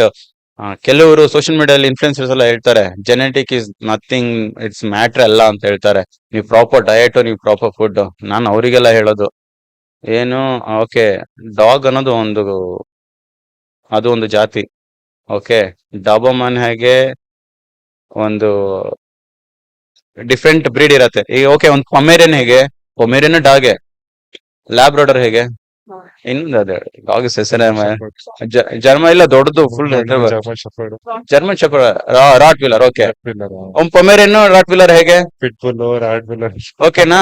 ಈಗ ಪೊಮೇರಿಯನ್ ಡಾಗೆ, ರಾಟ್ ವೀಲರ್ ಡಾಗೆ. ಪೊಮೇರಿಯನ್ಗೆ ರಾಟ್ ವೀಲರ್ ಏನ್ ಡಯಟ್ ಹಾಕ್ತಿರೋ ಅದ್ರ ಡಬಲ್ ಹಾಕ್ರಿ, ಪೊಮೇರಿಯನ್ ಯಾವಾಗ ರಾಟ್ ವೀಲರ್ ಆಗತ್ತಾ? Genetic is always matter. ಈಗ ನಮ್ಮ ಕನ್ನಡದಲ್ಲಿ ಏನ್ ಹೇಳ್ತಾರೆ, ಭೌಗೋಳಿಕ ಇದ್ರ ಮೇಲೆ ಜಿಯೋಗ್ರಫಿಕಲ್ ಎಫೆಕ್ಟ್ ಅಂತ ಹೇಳ್ತಾರೆ. ನಮ್ ಸೌತ್ ಇಂಡಿಯಾದಲ್ಲಿ ಯಾಕೆ ಸ್ವಲ್ಪ ಡಿಫ್ರೆಂಟ್, ಎಸ್ಪೆಷಲಿ ನಾವೆಲ್ಲ ಡಾರ್ಕ್ ಇರ್ತೀರಿ. ನಾರ್ತ್ ಇಂಡಿಯಾದವ್ರು ಯಾಕೆ ಹಾಗೆ, ಸ್ವಲ್ಪ ಅವರ height, personality. It's all about genetics ಮತ್ತೆ ಇದು ಜಿಯೋಗ್ರಫಿಕಲ್ ಎಫೆಕ್ಟ್. ಈಗ ರಷ್ಯನ್ಸ್ ಯಾಕೆ ಆಗಿದ್ದಾರೆ? ಈಗ ನಮ್ಮಲ್ಲಿ 20 ವರ್ಷದ ಹುಡುಗ ರಷ್ಯಾದು 14 ಯುರೋಪಿಯನ್ಸ್ ಕಂಡ್ರೆ ಸೇಮ್ ಇರ್ತಾರೆ. ಎಲ್ಲಿ, ಯಾಕೆ? ಇದು ದಿಸ್ ಇಸ್ ಜೆನೆಟಿಕ್. ಯಾಕಂದ್ರೆ ಆ ಜಿಯೋಗ್ರಫಿಕಲ್ ಎಫೆಕ್ಟ್, ಆ ವಾತಾವರಣ ಅವ್ರನ್ನ ಅಷ್ಟು ಸ್ಟ್ರಾಂಗ್ ಆಗಿ ಬಿಲ್ಡ್ ಮಾಡಿರುತ್ತೆ. ಈಗ ನಾವು ಇದೊಂದು ಎಕ್ಸಾಂಪಲ್, ಯಾಕೆ ನಮ್ಮ ಇಂಡಿಯನ್ಸ್ ಒಲಿಂಪಿಕ್ಸ್ ಮೆಡಲ್ ಬರಲ್ಲ ಅಂದ್ರೆ ಇದು ಒಂದು ರೀಸನ್ ಅಂತಾನೆ ಹೇಳ್ಬೋದು. ನಾವು ಅವ್ರ ಲೆವೆಲ್ಗೆ ಬೆಳಿಬೇಕು. ನಾವ್ ಎಷ್ಟೇ, ಈಗ ಎಕ್ಸಾಂಪಲ್ ನಾನು ಹೇಳ್ದಾಗೆ, ನಾವು ಪೊಮೇರಿಯನ್ ಡಾಗ್ಗೆ ರಾಟ್ ವೀಲರ್ ಎಷ್ಟೇ ಡಯಟ್ ಹಾಕಿ ಅದು ಯಾವತ್ತು ರಾಟ್ ವೀಲರ್ ಆಗ್ಲಿಕ್ಕೆ ಸಾಧ್ಯ ಇಲ್ಲ. ಸೊ ಹಾಗಾಗಿ ರಾಟ್ ವೀಲರ್ ಏನರಲ್ಲಿ ಎಕ್ಸ್ಪರ್ಟ್, ಸ್ಟ್ರಾಂಗ್, ಅಗ್ರೆಸಿವ್ ಆ ತರ. ಪೊಮೇರಿಯನ್ ಯಾವ್ದ್ರಲ್ಲಿ ಕ್ಯೂಟ್ನೆಸ್ ಅದು. ಈಗ ನಾವು ಅದಕ್ಕೆ ನಮ್ಮ ಇಂಡಿಯನ್ಸ್ ಯಾವ್ದ್ರಲ್ಲಿ tennis, badminton, archery, chess, so ಇದ್ರಲ್ಲಿ ಡಾಮಿನೇಟ್ ಮಾಡ್ತೀವಿ. ನಾನು ಡಿಗ್ರೇಡ್ ಆಗಿ ಮಾತಾಡ್ತಾ ಇಲ್ಲ, ದಿಸ್ ಇಸ್ ದ ರಿಯಾಲಿಟಿ. ಈಗ ಓಕೆ, ನಾನು ನಮ್ಮಲ್ಲಿ ರೆಸ್ಲಿಂಗ್ ಓಕೆ, ಈಗ ಎಕ್ಸಾಮ್ ನಮ್ಮಲ್ಲಿ ರೆಸ್ಲಿಂಗ್ ಒಲಿಂಪಿಕ್ ಮೆಡಲ್ ಬಂತು, ಯಾವ ವೇಟ್ ಕ್ಯಾಟಗರಿಯಲ್ಲಿ ಬಂತು? ಒಂದು 57, 65, ಅಷ್ಟೇ 57, 60, 65. ಯೋಗೇಶ್ ದತ್ ಆಗಿರ್ಬೋದು 60 kg ಗಾಡಿದ್ದು, ಆಮೇಲೆ ಸುಶೀಲ್ ಕುಮಾರ್ ಆಗಿರ್ಬೋದು 65 ಒಂದ್ಸಲ, 60 ಒಂದ್ಸಲ, ಆ ತರ 73 ಒಂದ್ಸಲ ಏನೋ, ಆಮೇಲೆ 57 ಲಾಸ್ಟ್ ಇಯರ್ ಹೆಸರು ಮಾಡ್ತಾರೆ. ಸೊ ಅವ್ರ ಇದೆಲ್ಲ ಕಮ್ಮಿ ವೇಟ್ ಕ್ಯಾಟಗರಿ, ವೆರಿ ಲೈಟ್. ಅವರೆಲ್ಲ average weight ಅವರು 14 ವರ್ಷದ ಹುಡುಗನೇ 75 kg ಇರ್ತಾರೆ ಅವನು. ಹೌದು. ಈ ರಷ್ಯನ್ಸ್, ಯುರೋಪಿಯನ್ಸ್ ಎಲ್ಲ, ದಿಸ್ ಇಸ್ ಜೆನೆಟಿಕ್. ಸೊ ಹಾಗಾಗಿ ನಮ್ಮವರೇನು ಈ ಕ್ಯಾಟಗರಿಯಲ್ಲಿ ನಾವು ಡಾಮಿನೇಟ್ ಮಾಡ್ಬೋದು. ಅದ್ರಲ್ಲೂ ನಮಗೆ ಟಫ್ನೆಸ್ ಅಂದ್ರೆ ಈ ಚೈನೀಸ್, ಜಪನೀಸ್ ಅವರೆಲ್ಲ, ಅವ್ರ ಜೆನೆಟಿಕ್ ಹೇಗಂದ್ರೆ ಫುಲ್ ಸ್ಪೀಡ್ ಅವ್ರದ್ದು, ಎಷ್ಟು ಕ್ವಿಕ್ ಆಗಿರ್ತಾರೆ. ಅಜಿಲಿಟಿಕ್, ರಿಯಾಕ್ಷನ್ ಮೂವ್ಮೆಂಟ್ ಏನಿರ್ಬೋದು, ಅವ್ರ ರಿಫ್ಲೆಕ್ಷನ್ ಇರ್ಬೋದು, ಅಪ್ ಕ್ಲಾಸ್ ಇರತ್ತೆ. ನಾವು ಅದನ್ನ ಬಿಲ್ಡ್ ಮಾಡ್ಬೋದು, ಈ ರಿಫ್ಲೆಕ್ಷನ್ ನ, agility, by doing hard work, proper scientific training ಇಂದ ನಾವು ಅವ್ರಿಗೆ ಮ್ಯಾಚ್ ಮಾಡ್ಬೋದು. ಸೊ ಇದೆಲ್ಲ ಮ್ಯಾಟರ್ ಆಗತ್ತೆ. ಸೊ ಇದನ್ನ ನಾವು ತಿಳ್ಕೊಬೇಕು, ಯಾಕಂದ್ರೆ ಅವ್ರಿಗೂ ನಮಗೂ ಡಿಫ್ರೆನ್ಸ್ ಇದ್ದೇ ಇರತ್ತೆ, ಬಿಕಾಸ್ ಆಫ್ ದೇರ್ ಜಿಯೋಗ್ರಫಿಕಲ್ ಏನ್ ಎಫೆಕ್ಟ್ ಇರತ್ತೆ. ಸೊ ಹಾಗಾಗಿ ಇದು ಹೇಗಂದ್ರೆ, ನಾವು ಎಕ್ಸಾಂಪಲ್ ಈಗ ನಾನು ಇಲ್ಲಿ ಟ್ರೈನ್ ಮಾಡ್ತಾ ಇದ್ದೀನಿ, ನಾನು ಸಡನ್ ಆಗಿ ಹೋಗ್ಬಿಟ್ಟು ಥೈಲ್ಯಾಂಡ್ ಅಲ್ಲಿ ಅಥವಾ ಇಂಡೋನೇಷ್ಯಾ ಟ್ರೈನ್ ಮಾಡುವಾಗ ಫಸ್ಟ್ 2 weeks 3 weeks ಅದಕ್ಕೆ ಅಡಾಪ್ಟ್ ಮಾಡ್ಕೋಬೇಕು ನಾನು. ಈಗ ನಮ್ಮಲ್ಲಿ ಒಂದು ಆಕ್ಸಿಜನ್ ಲೆವೆಲ್ ಎಷ್ಟಿದೆ, ಡೆನ್ಸಿಟಿ, ಈಗ ಅವರಲ್ಲಿ ಅಲ್ಲಿ ಎಷ್ಟಿದೆ. ಈಗ ಎಕ್ಸಾಂಪಲ್ ಹೈ ಆಲ್ಟಿಟ್ಯೂಡ್ ಟ್ರೈನಿಂಗ್ ಅಂತಾನು ಹೇಳ್ತಾರೆ. ಎಲ್ಲಿ ಆಕ್ಸಿಜನ್ ಲೆವೆಲ್ ಕಮ್ಮಿ ಇರತ್ತೆ ಅಲ್ಲಿ ಯಾವುದೋ ಅದಕ್ಕೆ ಏನೋ ಮೆಥಡ್ ಅಂತ ಹೇಳ್ತಾರೆ, ಹೈ ಆಲ್ಟಿಟ್ಯೂಡ್ ಟ್ರೈನಿಂಗ್ ಅಂತ ಹೇಳ್ತಾರೆ. ಅಲ್ಲಿ ಟ್ರೈನಿಂಗ್ ಮಾಡಿದಾಗ ಆಕ್ಸಿಜನ್ ಲೆವೆಲ್ ಕಮ್ಮಿ ಇರತ್ತೆ. ಅದ್ರಲ್ಲೂ ನೀವು ಬ್ರೀದ್ ಮಾಡ್ಕೊಂಡು endurance maintain ಸೊ ಹಾಗಾಗಿ ಈ ತರ ಒಂದು ಸಿಸ್ಟಮ್, ಈಗ ಅವರು ಹುಟ್ಟದಾಗಿಂದ ಹೈ ಆಲ್ಟಿಟ್ಯೂಡ್ ಪ್ಲೇಸ್ ಅಲ್ಲೇ ಹುಟ್ಟಿರ್ತಾರೆ, ಅಲ್ಲೇ ಟ್ರೈನ್ ಮಾಡಿರ್ತಾರೆ. ನ್ಯಾಚುರಲಿ ಅವರಿಗೆ ಸ್ಟಾಮಿನಾ ಇರತ್ತೆ, VO2 ಮ್ಯಾಕ್ಸ್ ಅಂತ ಹೇಳ್ತಾರೆ, ಅದು ಜಾಸ್ತಿ ಇರತ್ತೆ. ಅವ್ರಿಗೆ ಬೈ ನ್ಯಾಚುರಲ್ ಜೆನೆಟಿಕಲಿ ಅವ್ರು ಸ್ಟ್ರಾಂಗ್ ಇದ್ದಾಗ ನಾವು ಅದನ್ನ ಬಿಲ್ಡ್ ಮಾಡ್ಬೇಕು, ಅವ್ರಿಗೆ ಬೈ ಬರ್ತೆ ಬಂದಿರತ್ತೆ. ಸೊ ಇದೆಲ್ಲ ಮ್ಯಾಟರ್ ಆಗತ್ತೆ. ಯಾಕೆ ನಮ್ಮಲ್ಲಿ ನಮ್ಮ ಇಂಡಿಯನ್ಸ್ ಯಾಕೆ ಅಷ್ಟು ಆ ಲೆವೆಲ್ ಪರ್ಫಾರ್ಮ್ ಮಾಡಕ್ ಆಗಲ್ಲ ಅಂದ್ರೆ, ದೀಸ್ ಆರ್ ದ ರೀಸನ್. ಎಲ್ಲೋ ಒಂದ್ ಕಡೆ ಈಗ ನೀರಜ್ ಚೋಪ್ರಾ ಅಂತವ್ರು ಟ್ಯಾಲೆಂಟೆಡ್, ಲೈಕ್ ಗಿಫ್ಟೆಡ್ ಜೆನೆಟಿಕ್ಸ್ ಅಂತ ಹೇಳ್ಬೋದು. ಅವನ್ದು ಗೋಲ್ಡ್ ಬಂತು, ಯಾಕೆ ನೀರಜ್ ಚೋಪ್ರಾ ಗೋಲ್ಡ್ ಮೆಡಲ್ ಮಾಡಿಲ್ವಾ ಅಥ್ಲೆಟಿಕ್ಸ್ ಅಲ್ಲಿ ಅಂತ? ಎಷ್ಟು ವರ್ಷ ಆದ್ಮೇಲೆ ಬಂತಪ್ಪ. ನೀರಜ್ ಚೋಪ್ರಾ ಬಿಟ್ಟು ಇನ್ಯಾರು ಮಾಡಿದಾರಪ್ಪ? ಇಟ್ಸ್ ಆಲ್ ಅಬೌಟ್ ಅವ್ನ ಹಾರ್ಡ್ ವರ್ಕ್ ಇದೆ, ಬೈ ಗಿಫ್ಟೆಡ್ ಜೆನೆಟಿಕ್ ಇರುತ್ತೆ. So they will achieve. ಎಲ್ರು ಮಾಡಕ್ಕಾಗಲ್ಲ, ಯಾಕೆ? The reason is genetic. ಕೆಲವೊಂದ್ ಟೈಮ್ ಆರ್ಗ್ಯುಮೆಂಟ್ ಮಾಡುವಾಗ ಹೇಳ್ತೀನಿ, ನೀನ್ ಕುತ್ಕೊಂಡು ವಿಡಿಯೋ ಮುಂದೆ, ಕ್ಯಾಮ್ರಾ ಮುಂದೆ ಹೇಳ್ಬೋದಪ್ಪ, ಪ್ರಾಕ್ಟಿಕಲಿ ನಾವು ಎಕ್ಸ್ಪೀರಿಯನ್ಸ್ ಮಾಡಿದೀವಿ. ಈಗ ನಾವು ಫೈಟ್ ಮಾಡುವಾಗ ನನ್ನ ಅಪೋನೆಂಟ್, ಈಗ ಅವನಿಗೂ 30 ವರ್ಷ, ನನಗೂ 30 ವರ್ಷ, ಇಬ್ರು ಸೇಮ್ ವೇಟ್, ನಾನು 65 kg, ಅವನು 65 kg, ಇಬ್ರು ಸೇಮ್ ಟ್ರೈನಿಂಗ್ ಮಾಡ್ತೀವಿ, ಇಬ್ರು ಸೇಮ್ ಇರತ್ತೆ. ಬಟ್ ಅವನ್ ಯಾಕೆ ಡಾಮಿನೇಟ್ ಮಾಡ್ತಾನೆ? ನಾವ್ ಎಕ್ಸ್ಪೀರಿಯನ್ಸ್ ಮಾಡಿದ್ವಿ, ಅದಕ್ಕೆ ನಾನು ಹೇಳ್ತಾ ಇದ್ದೀನಿ. So this the reason. Sometimes ಈಗ ನಾನು ಹೇಳಿದ್ರಲ್ಲೂ ಜನ ನೆಗೆಟಿವ್ ಹುಡುಕ್ಬೋದು. ಓಕೆಪ್ಪ, ನಾನು ಹೇಳಿದ್ದನ್ನೇ ನೀನ್ ನಿಜ ನಂಬು ಅಂತ ಹೇಳಲ್ಲ. ನಾನು ನನ್ನ ಎಕ್ಸ್ಪೀರಿಯನ್ಸ್ ಆಗಿರೋದನ್ನ ನಾನು ಹೇಳ್ಕೊಳ್ತಾ ಇದ್ದೀನಿ ಅಷ್ಟೇ. ಈಗ ನೀವು ಪ್ರೂಫ್ ಏನಿದೆ, ಏನ್ ಮಾಡಿದೆ, ಪ್ರೂಫ್ ನಾನು ಪ್ರಾಕ್ಟಿಕಲಿ ನಾನು ಪಾರ್ಟಿಸಿಪೇಟ್ ಮಾಡಿರೋದು, ಅದೇ ನನ್ನ ಪ್ರೂಫ್. ಅವಶ್ಯಕತೆ ಇಲ್ಲ. ಮತ್ತೆ age also it's always matter. ಪ್ರತಿಯೊಂದು ಪರ್ಫಾರ್ಮೆನ್ಸ್ಗೂ, ಪ್ರತಿಯೊಂದಕ್ಕೂ ಈವೆಂಟ್ಗೂ, ಪ್ರತಿ ಸಲನು ಏಜ್ ಮತ್ತೆ ನಿಮ್ಮ, ನಾನ್ ಎಸ್ಪೆಷಲಿ ಆಲ್ವೇಸ್ ಹೇಳೋದು, ಫಿಸಿಕಲ್ ಫಿಟ್ನೆಸ್ ಏನೋ ಬಂದ್ಬಿಡತ್ತೆ 2-3 months ಅಲ್ಲಿ. ನಿಮ್ಮನ್ನ ನೀವು ಹೇಗೆ ಸ್ಟ್ರಾಂಗ್ ಇರ್ತೀರಾ ಮೆಂಟಲಿ, ಅದು ತುಂಬಾ ಮ್ಯಾಟರ್. ಪರ್ಸನಲ್ ಲೈಫ್ ಬಗ್ಗೆ ಸ್ವಲ್ಪ ಮಾತಾಡೋಣ ಅಪ್ಪ. ಮಾತಾಡಿ. ಬ್ಯಾಚುಲರ್ ಹಾ. ಇಷ್ಟು ಬಿಸಿ ಆಗಿದ್ದವರು, ಪ್ರೊಫೆಷನಲ್ ಅಲ್ಲೇ ಲೈಫ್ ಬಿಸಿ ಆಗಿದ್ದು, ಸಪರೇಟ್ ಲೈಫ್ಗೋಸ್ಕರ ಏನಾದ್ರು ಟೈಮ್ ಹೆಂಗ್ ಮಾಡ್ಕೊಳ್ತೀರಾ? ನನ್ಗೆ ಯಾವಾಗ್ಲೂ ಪ್ರತಿ ಸಲ ಯಾರೇ ಇದ್ರ ಬಗ್ಗೆ ಕ್ವಶನ್ ಕೇಳಿದಾಗ ನಗ್ಬಿಡ್ತೀನಿ, ನಾನು ನಗು ಬಂದ್ಬಿಡತ್ತೆ. ಆಕ್ಚುಲಿ ಇದಕ್ಕೋಸ್ಕರ ಇಷ್ಟು ಟೈಮ್ ತಗೊಳ್ಳೋರು, ನಮ್ಮ ಪರ್ಸನಲ್ ಲೈಫ್ ನಾವು ಟೈಮ್ ತಗೊಳ್ಳಲ್ವಾ? 100% ತಗೊಂಡೇ ತಗೊಳ್ತೀರಿ. ಕೆಲವು ವರ್ಷ ಬಿಗಿನಿಂಗ್ ಅಲ್ಲಿ ನಾವು ಇದರಿಂದ ಎಲ್ಲ ಸ್ವಲ್ಪ ದೂರನೇ ಇದ್ರಿ. ಆಮೇಲೆ ಒನ್ಸ್ 25 ಆದ್ಮೇಲೆ ಅನ್ಕೊಂಡ್ರಿ, ಲೈಕ್ ಓಕೆ, ಸ್ವಲ್ಪ ಯಾರಾದ್ರೂ ಮಾರಲ್ ಸಪೋರ್ಟ್ಗೆ ಒಬ್ರು ಪಾರ್ಟ್ನರ್ ಅಂತ ಇರ್ಬೇಕು ಅಂತ. ಸೊ ಆಸ್ ಯೂಶುವಲ್ ನಾನು ಓಪನ್ ಆಗಿ ಹೇಳ್ಕೊಳ್ತೀನಿ, I was in a relationship almost 6 years ಇದೆ. ಅದಾದ್ಮೇಲೆ ಸಮ್ಟೈಮ್ಸ್ ಅದು ವರ್ಕ್ ಆಗಲ್ಲ, with respectfully we ended up, but fine. ಯಾಕಂದ್ರೆ ಸ್ವಲ್ಪ ಎಂಡ್ ಆದಾಗ ಆ ಒಂದು ಇರತ್ತೆ ಲೈಫ್ ಅಲ್ಲಿ, ಡಿಪ್ರೆಷನ್ ತರ ಫೀಲ್ ಮಾಡೋದು. This is why you should train sport, you should train something, you should participate in some sports. Sports ಅಂತ ಅಂದಾಗ ನೀವು ಲೈಫಲ್ಲಿ ಜೂನಿಯರ್ ಸಬ್ ಜೂನಿಯರ್ ಅಂದ್ರೆ 12-13 ವರ್ಷದಿಂದ ನೀವು ಕಾಂಪೀಟ್ ಮಾಡ್ತಾ ಇರ್ತೀರಾ. ಸೋಲು ಗೆಲುವು ನೋಡ್ತಾನೆ ಇರ್ತೀರಾ. ಸೋತಾಗ ನಿಮ್ಗೆ ಸ್ಯಾಡ್ ಫೀಲ್ ಆಗತ್ತೆ, ಅಯ್ಯೋ ಸೋತೆ, ಮತ್ತೆ ಒಂದು ಕಿಚ್ಚು ಬರತ್ತೆ, ನನ್ ಹಾರ್ಡ್ ವರ್ಕ್ ಮಾಡ್ಬೇಕು, ಗೆಲ್ಬೇಕು. ಆ ಒಂದು ಮೈಂಡ್ ಸೆಟ್ ಏನಿರತ್ತಲ್ಲ ಚಿಕ್ಕ ವಯಸ್ಸಿಂದ, ಸೋಲ್ ನೋಡಿ ಗೆಲುವಿಗಿಂತ ಸೋಲೆ ಜಾಸ್ತಿ ನೋಡಿರ್ತೀವಿ ಲೈಫಲ್ಲಿ. ಸೊ ಈ ಪರ್ಸನಲ್ ಲೈಫ್ ಅನ್ನೋದು ಕೂಡ ಫೇಲ್ಯೂರ್ ಆದಾಗ ಸೋಲೆ ಅದು. ಆ ಸೋಲ್ನ ಹೇಗ್ ತಗೊಳ್ತೀಯಾ? ಓಕೆ ಸೋಲ್ ಆಯ್ತು, ಮತ್ತೆ ತಿರ್ಗಾ ನಾನು ಗೆಲ್ತೀನಿ, ಏನ್ರಲ್ಲಿ ಗೆಲ್ತೀರಾ? ಮತ್ತೆ ಯಾವ್ದಾದ್ರು ಒಂದು ಕಾಂಪಿಟೇಷನ್ ಸ್ಪೋರ್ಟ್ಸ್ ಅಲ್ಲಿ ಇದ್ದಾಗ ಆ ಒಂದು ಮೈಂಡ್ ಸೆಟ್ ನಮ್ಮ ರಿಯಲ್ ಲೈಫ್ ಅಲ್ಲೂ ಇಂಪ್ಲಿಮೆಂಟ್ ಆಗತ್ತೆ. ಸೊ ನಾನು ಸ್ಪೋರ್ಟ್ಸ್ ಅಲ್ಲಿ ಇದೆ, ನಾನು ಕಾಂಪಿಟೇಟರ್ ಇದೆ, ಜೀವನ ತುಂಬಾ ಸಲ ಸೋತಿದ್ದೀನಿ. ಲವ್ ಲೈಫ್ ಅನ್ನೋದ್ರಲ್ಲೂ ಸೋತೆ, ಬಟ್ ಓಕೆ ಫೈನ್. ಅದನ್ನ ಹೇಗೆ ಜನ ಈ ತರ ಸಿಚುವೇಶನ್ ಅನ್ನು ಎಸ್ಪೆಷಲಿ ಯಂಗ್ ಜನಗಳಿಗೆ ಹುಡುಗರಿಗೆ ಹೇಳೋದು ಎಸ್ಪೆಷಲಿ ಏನಂದ್ರೆ, ಒಂದು ಲೈಫಲ್ಲಿ ಅನ್ಸತ್ತೆ ನಮ್ಗೆ ಯಾರಾದ್ರೂ ಒಬ್ರು ಪಾರ್ಟ್ನರ್ ಬೇಕು, ಒಂದು ಸಪೋರ್ಟಿವ್ ಆಗಿರ್ತಾರೆ ಅಂತ. ಇದ್ರಲ್ಲಿ ತುಂಬಾನೇ ಹುಷಾರಾಗಿ ನಾವು ಚೂಸ್ ಮಾಡ್ಬೇಕಾಗತ್ತೆ. Expectation always hurts. ಆಮೇಲೆ ಜೊತೆಲಿರೋರೆಲ್ಲ ಕೊನೆಯವ್ರಿಗೆ ಇರ್ತಾರೆ ಅನ್ಕೊಳ್ಳೋದು ಅದು ತಪ್ಪು. ಯಾಕಂದ್ರೆ ಸಿಚುವೇಶನ್ ಯಾವ ರೀತಿ ಇರತ್ತೆ, ಯಾವ ರೀತಿ ತಗೊಂಡ್ ಹೋಗುತ್ತೆ ಹೇಳಕ್ಕಾಗಲ್ಲ. Sometimes in the beginning ಎಲ್ಲ ಫುಲ್ ಕಲರ್ಫುಲ್ ಆಗಿರತ್ತೆ. ಹೋಗ್ತಾ ಹೋಗ್ತಾ ನಮ್ಮ ಪರಿಸ್ಥಿತಿ ಅವರ ಪರಿಸ್ಥಿತಿಗೆ ಹೊಂದಾಣಿಕೆ ಆಗೋದಿಲ್ಲ. ಈಗ ರೆಸ್ಪೆಕ್ಟ್ಫುಲ್ ಆಗಿ ಎಂಡ್ ಆದ್ರೆ ಓಕೆ ಫೈನ್. ಇನ್ ಕೆಲವರು ಅವ್ರ ಮೇಲೆ ಇವ್ರಿಗೂ ಬೇಕು ಕೂರ್ಸೋದು, ಇವ್ರ ಮೇಲೆ ಅವ್ರಿಗೂ ಬೇಕು ಕೂರ್ಸೋದು, ಆತರ ಎಲ್ಲ ಆದಾಗ ಅದು ಕಾಂಪ್ಲಿಕೇಟೆಡ್ ಆಗತ್ತೆ. ಯಾಕಂದ್ರೆ ನಾನು ಹೇಳಿದಾಗ ನಾನು 6 years ರಿಲೇಶನ್ಶಿಪ್ ಇದ್ದೆ. ನನ್ನ ಲೈಫಲ್ಲಿ ಇನ್ನೂ ಸ್ಟ್ರಗಲ್ ಮಾಡ್ತಾ ಇದ್ದೆ. ಆಮೇಲೆ ನಾನು ಇನ್ನೂ ಅಕಾಡೆಮಿ ಸ್ಟಾರ್ಟ್ ಮಾಡಿರ್ಲಿಲ್ಲ. ನಾನೆಲ್ಲೋ ಭೋಪಾಲಲ್ಲಿ ಇದ್ದೆ, ಅಲ್ಲಿ ವರ್ಕ್ ಮಾಡ್ತಾ ಇದ್ದೆ. ಮತ್ತೆ ಲಾಂಗ್ ಡಿಸ್ಟೆನ್ಸ್ ಇರತ್ತೆ, ಇಲ್ಲ ಮತ್ತೆ ಜೊತೆಲಿದೆ, ತುಂಬಾನೇ ಮಿಸ್ಕಮ್ಯುನಿಕೇಶನ್ ಆಗತ್ತೆ. ಅದನ್ನೆಲ್ಲ ಈಗ ನಾನ್ ನಿಮ್ಗೆ ಅರ್ಥ ಮಾಡ್ಸಕ್ಕಾಗಿಲ್ಲ, ಅವ್ರದ್ದು ನಮ್ಗೆ ಅರ್ಥ ಆಗಿಲ್ಲ ಅಂದಾಗ it's better to end up ಅವ್ರ ಡಿಸಿಷನ್ ನಾವು ರೆಸ್ಪೆಕ್ಟ್ ಮಾಡೋದು, ನಮ್ ಡಿಸಿಷನ್ ಅವ್ರು ರೆಸ್ಪೆಕ್ಟ್ ಮಾಡೋದು. ಎಲ್ಲ ಒಂದ್ ಕಡೆ ಈಗ ಏನಂದ್ರೆ ಜೊತೆಲಿದ್ದಾಗ ಒಳ್ಳೆಯವ್ರು ಅನ್ಕೊಂಡು ದೂರ ಆದಾಗ ಕೆಟ್ಟದ್ ಮಾತಾಡೋದಲ್ಲ. ನಾವು ಯಾವಾಗ್ಲೂ ಅವ್ರನ್ನ ಇಷ್ಟಪಟ್ಟಿದ್ರಿ, ಖುಷಿಯಾಗಿರ್ಬೇಕು ಅನ್ಕೊಂಡಿದ್ರಿ, ಅವ್ರು ನಮ್ ಜೊತೆ ಇಲ್ಲ ಅಂದ್ರೂ ಅವ್ರು ಖುಷಿಯಾಗಿರ್ಲಿ, ಒಳ್ಳೇದಿರ್ಲಿ, ಯಾವ ಒಂದು ಮನೋಭಾವನೆ ಇರ್ಬೇಕು. ಅವಾಗ ನಾವು ಹ್ಯಾಪಿ ಆಗಿರ್ತೀವಿ. ಸೊ ಆಗತ್ತೆ ಇನ್ ದ ಬಿಗಿನಿಂಗ್ ಡೇಸ್ ಅಲ್ಲಿ ತುಂಬಾ ಒಂದ್ ರೀತಿ ಲೋ ಡಿಪ್ರೆಷನ್, ಓಕೆ, ಬಟ್ ಅದು ಲೈಫ್ ಅಲ್ಲ. ಯಾಕಂದ್ರೆ ತುಂಬಾ ಜನ ಲೈಫಲ್ಲಿ ಕೆಟ್ಟದಾಯ್ತು ಅಂದ್ರೆ ಕೆಟ್ಟದೇ ಮಾಡ್ಬೇಕು ಅಂತ ಅನ್ಕೊಳ್ತಾರೆ. ಅದು ನಿಮ್ಮ ಚಾಯ್ಸು. ಕೆಟ್ಟದ್ ಮಾಡಿ ನೀವು ಕೆಟ್ಟವ್ರಾಗ್ತೀರಾ, ಒಳ್ಳೇದ್ ಬಯಸಿ ನೀವು ಒಳ್ಳೆಯವ್ರಾಗಿರ್ತೀರಾ. ತುಂಬಾನೇ ಮ್ಯಾಟ್ರು. ಸೊ ಒಳ್ಳೇದ್ ಬಯಸೋಣ, ನಮ್ಗೆ ಒಳ್ಳೇದಾಗತ್ತೆ. ಅದು ಒಂದು ಭಾವನೆ ನಮ್ಮಲ್ಲಿ ಇದ್ರೆ ಡೆಫಿನೆಟ್ಲಿ ಒಳ್ಳೇದಾಗತ್ತೆ. ನನಗೆಲ್ಲ ಒಳ್ಳೇದಾಗಿದೆ, ಚೆನ್ನಾಗೇ ಇದ್ದೀನಿ. ಓಕೆ, ನಾನು ಶುರುನಲ್ಲಿ ಹೇಳ್ದಾಗೆ ಲೈಫಲ್ಲಿ ಒಬ್ರು ಇದ್ದೇ ಇರ್ತಾರೆ ಅಂತ, ಹಂಗಿರೋವರೆಗೂ ಬರೋವರೆಗೂ ಕಾಯೋಣ, ಸಿಗೋಣ.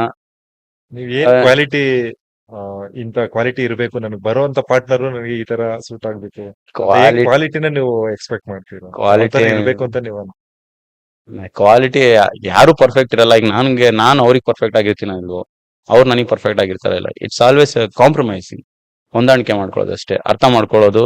ಅಂದ್ರೆ ಅವರು ನಮ್ಮ ಎದುರಿಗೆ ಇರೋರು ನಮ್ಮನ್ನ ಯಾವ ರೀತಿ ನೋಡ್ತಾರೆ ಅನ್ನೋದು ತುಂಬಾ ಮುಖ್ಯ. ಅವ್ರು ನಮ್ಮಿಂದ ಏನ್ ಬಯಸ್ತಾರೆ ಅನ್ನೋದು ತುಂಬಾ ಮುಖ್ಯ. ಈಗಿನ ಇದ್ರಲ್ಲಿ ಏನಕ್ಕೆ ಬ್ರೇಕಪ್, ಡಿವೋರ್ಸ್ ಎಲ್ಲ ಆಗೋದು ನನ್ನ ಎಕ್ಸ್ಪೀರಿಯನ್ಸ್. ಯಾಕಂದ್ರೆ ನಾನು ಅಷ್ಟೊಂದು ದೊಡ್ಡ ವ್ಯಕ್ತಿನೂ ಅಲ್ಲ ಅದ್ರ ಬಗ್ಗೆ ಮಾತಾಡ್ಲಿಕ್ಕೆ.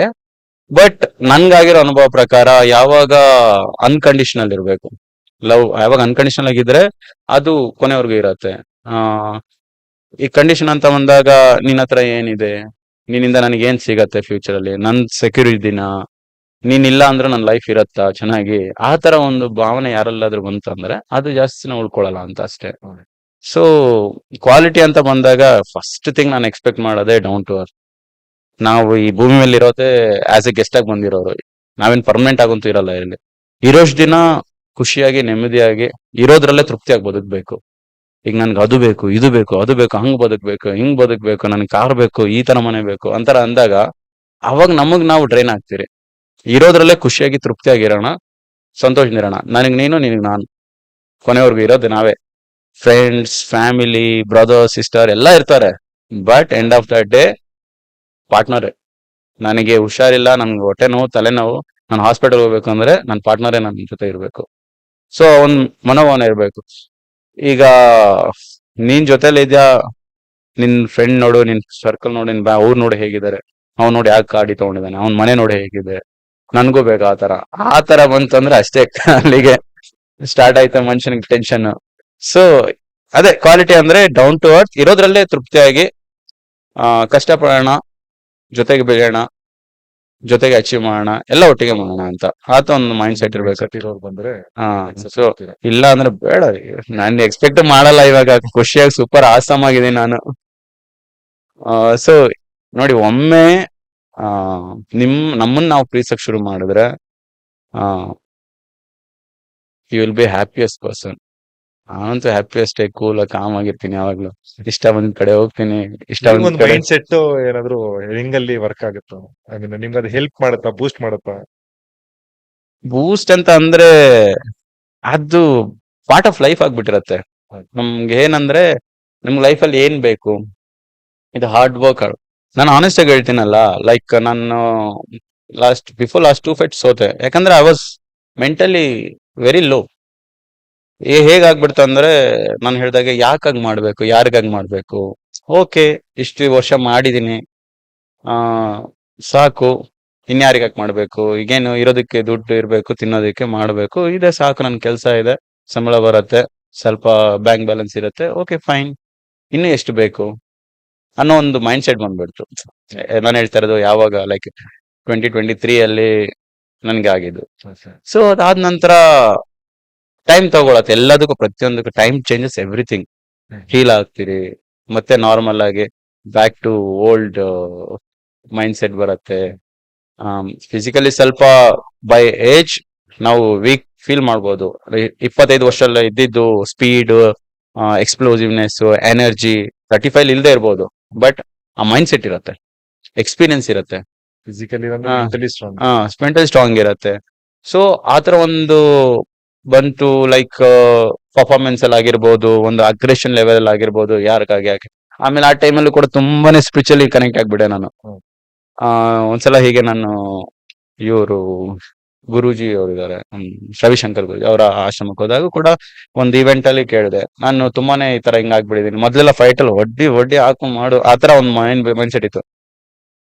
ಒಂದ್ ಟೈಮ್ ಸ್ಪಿರಿಚುಲಿ ತುಂಬಾನೇ ಕನೆಕ್ಟ್ ಆದಾಗ ಹೊಡಿಬೇಕಾ, ಹರ್ಟ್ ಮಾಡ್ಬೇಕಾ, ಇರ್ಲಿ ಬಿಡು ಸಾಕು, ಆತರ ಮಾಡಿ ನಾನೇ ಹೊಡ್ಸ್ಕೊಂಡು ಸೋತಿದ್ದು ಉಂಟು, ಆಯ್ತಾ. ಸೊ ಈ ತರ ಒಂದು ಚೇಂಜಸ್ ಲೈಫ್ ಅಲ್ಲಿ ಬರಕ್ ಹಿಡಿದಾಗ, ಬಿಕಾಸ್ ಆಫ್ ಏನ್ ನನ್ನ ಪರ್ಸನಲ್ ಲೈಫ್ ಅಲ್ಲಿ ಆಗಿತ್ತು ಅದು ಎಫೆಕ್ಟ್ ಆಗಿತ್ತು. ಅದಾದ್ಮೇಲೆ ಅದೇ ಟೈಮಲ್ಲಿ ನಮ್ಮ ತಾಯಿನೂ ಕೂಡ, ಯಾಕೆ ಬಿಡೋ ಸಾಕು, ಎಷ್ಟು ವರ್ಷ ಆಡ್ತೀಯಾ, ಎಷ್ಟು ಸಾಕು ಮಾಡಿದೀಯಾ, ನಾವೆಲ್ಲ ಪ್ರೌಡ್ ಇದೀರಿ, ನಾವು ತುಂಬಾನೇ ಖುಷಿ ಇದೀವಿ ನೀನ್ ಇದುವರೆಗೂ ಇಷ್ಟು ಅಚೀವ್ ಮಾಡಿರೋದು, ಸಾಕು ಅಂತ. ನಮ್ಮ ಸಾಕು ಅಲ್ವಾ ಅನ್ಕೊಂಡೆ, ಹಂಗೆ ಮತ್ತೆ ಸರಿ ಇನ್ನೊಂದು ಫೈಟ್ ಮಾಡೋಣ. ಈವನ್ ನನ್ ಲಾಸ್ಟ್ ಫೈಟ್ ಕೂಡ ಈಗ ನಾನು ಮಾಡಿದ್ನಲ್ಲ, ನಮ್ಮ ಅಮ್ಮಂಗೆ ಹೇಳ್ತಾ ಇದ್ದೆ, ನನ್ ಚೈನಲ್ಲಿ ತುಂಬಾನೇ ವೆರಿ ಪೂರ್ ಪರ್ಫಾರ್ಮೆನ್ಸ್ ಅದು. ವಿತಿನ್ 2 ಮಿನಿಟ್ಸ್ ನಾನು ಸೋತೆ. ನಮ್ಮಮ್ಮ ಹತ್ಕೊಂತ ಹೇಳಿದ್ರು, ಸಾಕು, ಇನ್ನು ಎಷ್ಟು ಕಷ್ಟ ಪಡ್ತೀಯಾ, ಸಾಕು, ನೀನ್ ಮಾಡಿದ್ ಖುಷಿ ಇದೆ ನನ್ಗೆ, ನಾವೆಲ್ಲ ಪ್ರೌಡ್ ಫೀಲ್ ಮಾಡ್ತೀವಿ, ಆರಾಮಾಗಿರು, ಇವಾಗ ಮದುವೆ ಮಾಡ್ಕೋ ಅಂತ. ನಾನು ಮತ್ತು ಓಕೆ ಫೈನ್, ರಿಟೈರ್ಮೆಂಟ್ ಅನೌನ್ಸ್ ಮಾಡ್ಲಾ ಬೇಡ, ಮತ್ತೆ ಅನೌನ್ಸ್ ಮಾಡಿದ್ರು ಅಷ್ಟೇ ಅಲ್ಲ ನನ್ ಜೀವನ. ಫೈಟ್ ಮುಗೀತು, ರಿಟೈರ್ ಆದ್ರೆ ನನ್ ಕೋಚ್ ಆಗೇ ಇರ್ತೀನಿ, ಮತ್ತೆ ನಾನು ಕಾಂಪೀಟ್ ಮಾಡಕ್ ಆಗಲ್ಲ. ಮತ್ತೆ ಆ ಕೇಜ್ ಒಳಗಡೆ ಎಂಟ್ರಿ ಮಾಡೋದು, ಆ ಫೀಲು, ಅಡ್ರಿಲಿನ್, ಎಕ್ಸೈಟ್ಮೆಂಟ್, ಆ ಒಂದು ಜೋಶು, ಆಮೇಲೆ ಕೋಚ್, ನನ್ಗೆ ವಯಸ್ಸಾಯ್ತು ಆ ಒಂದು ಮೈಂಡ್ ಸೆಟ್ ಬಂದ್ಬಿಡತ್ತಾ ಅಂತ ಒಂದು ಇದು. ಇಲ್ಲ, ಇಷ್ಟು ವರ್ಷದಿಂದ ನಾನು ಇಷ್ಟೆಲ್ಲ ಮಾಡಿ ಕೊನೆಗೆ ಈ ಮೂಮೆಂಟ್ ಅಲ್ಲಿ ಇಲ್ಲ, ನಾನು ಇನ್ನೊಂದು ಫೈಟ್ ಮಾಡ್ತೀನಿ, ಗೆಲ್ಲೇಬೇಕು ಅಂದ್ಬಿಟ್ಟು ಮತ್ತೆ ಬೆಂಗಳೂರಲ್ಲಿ ಆಗ್ತಾ ಇತ್ತು. ಫೈಟ್ ತಗೊಂಡೆ, ಫೈಟ್ ಮಾಡಿದೆ, ವಿನ್ ಆದೆ.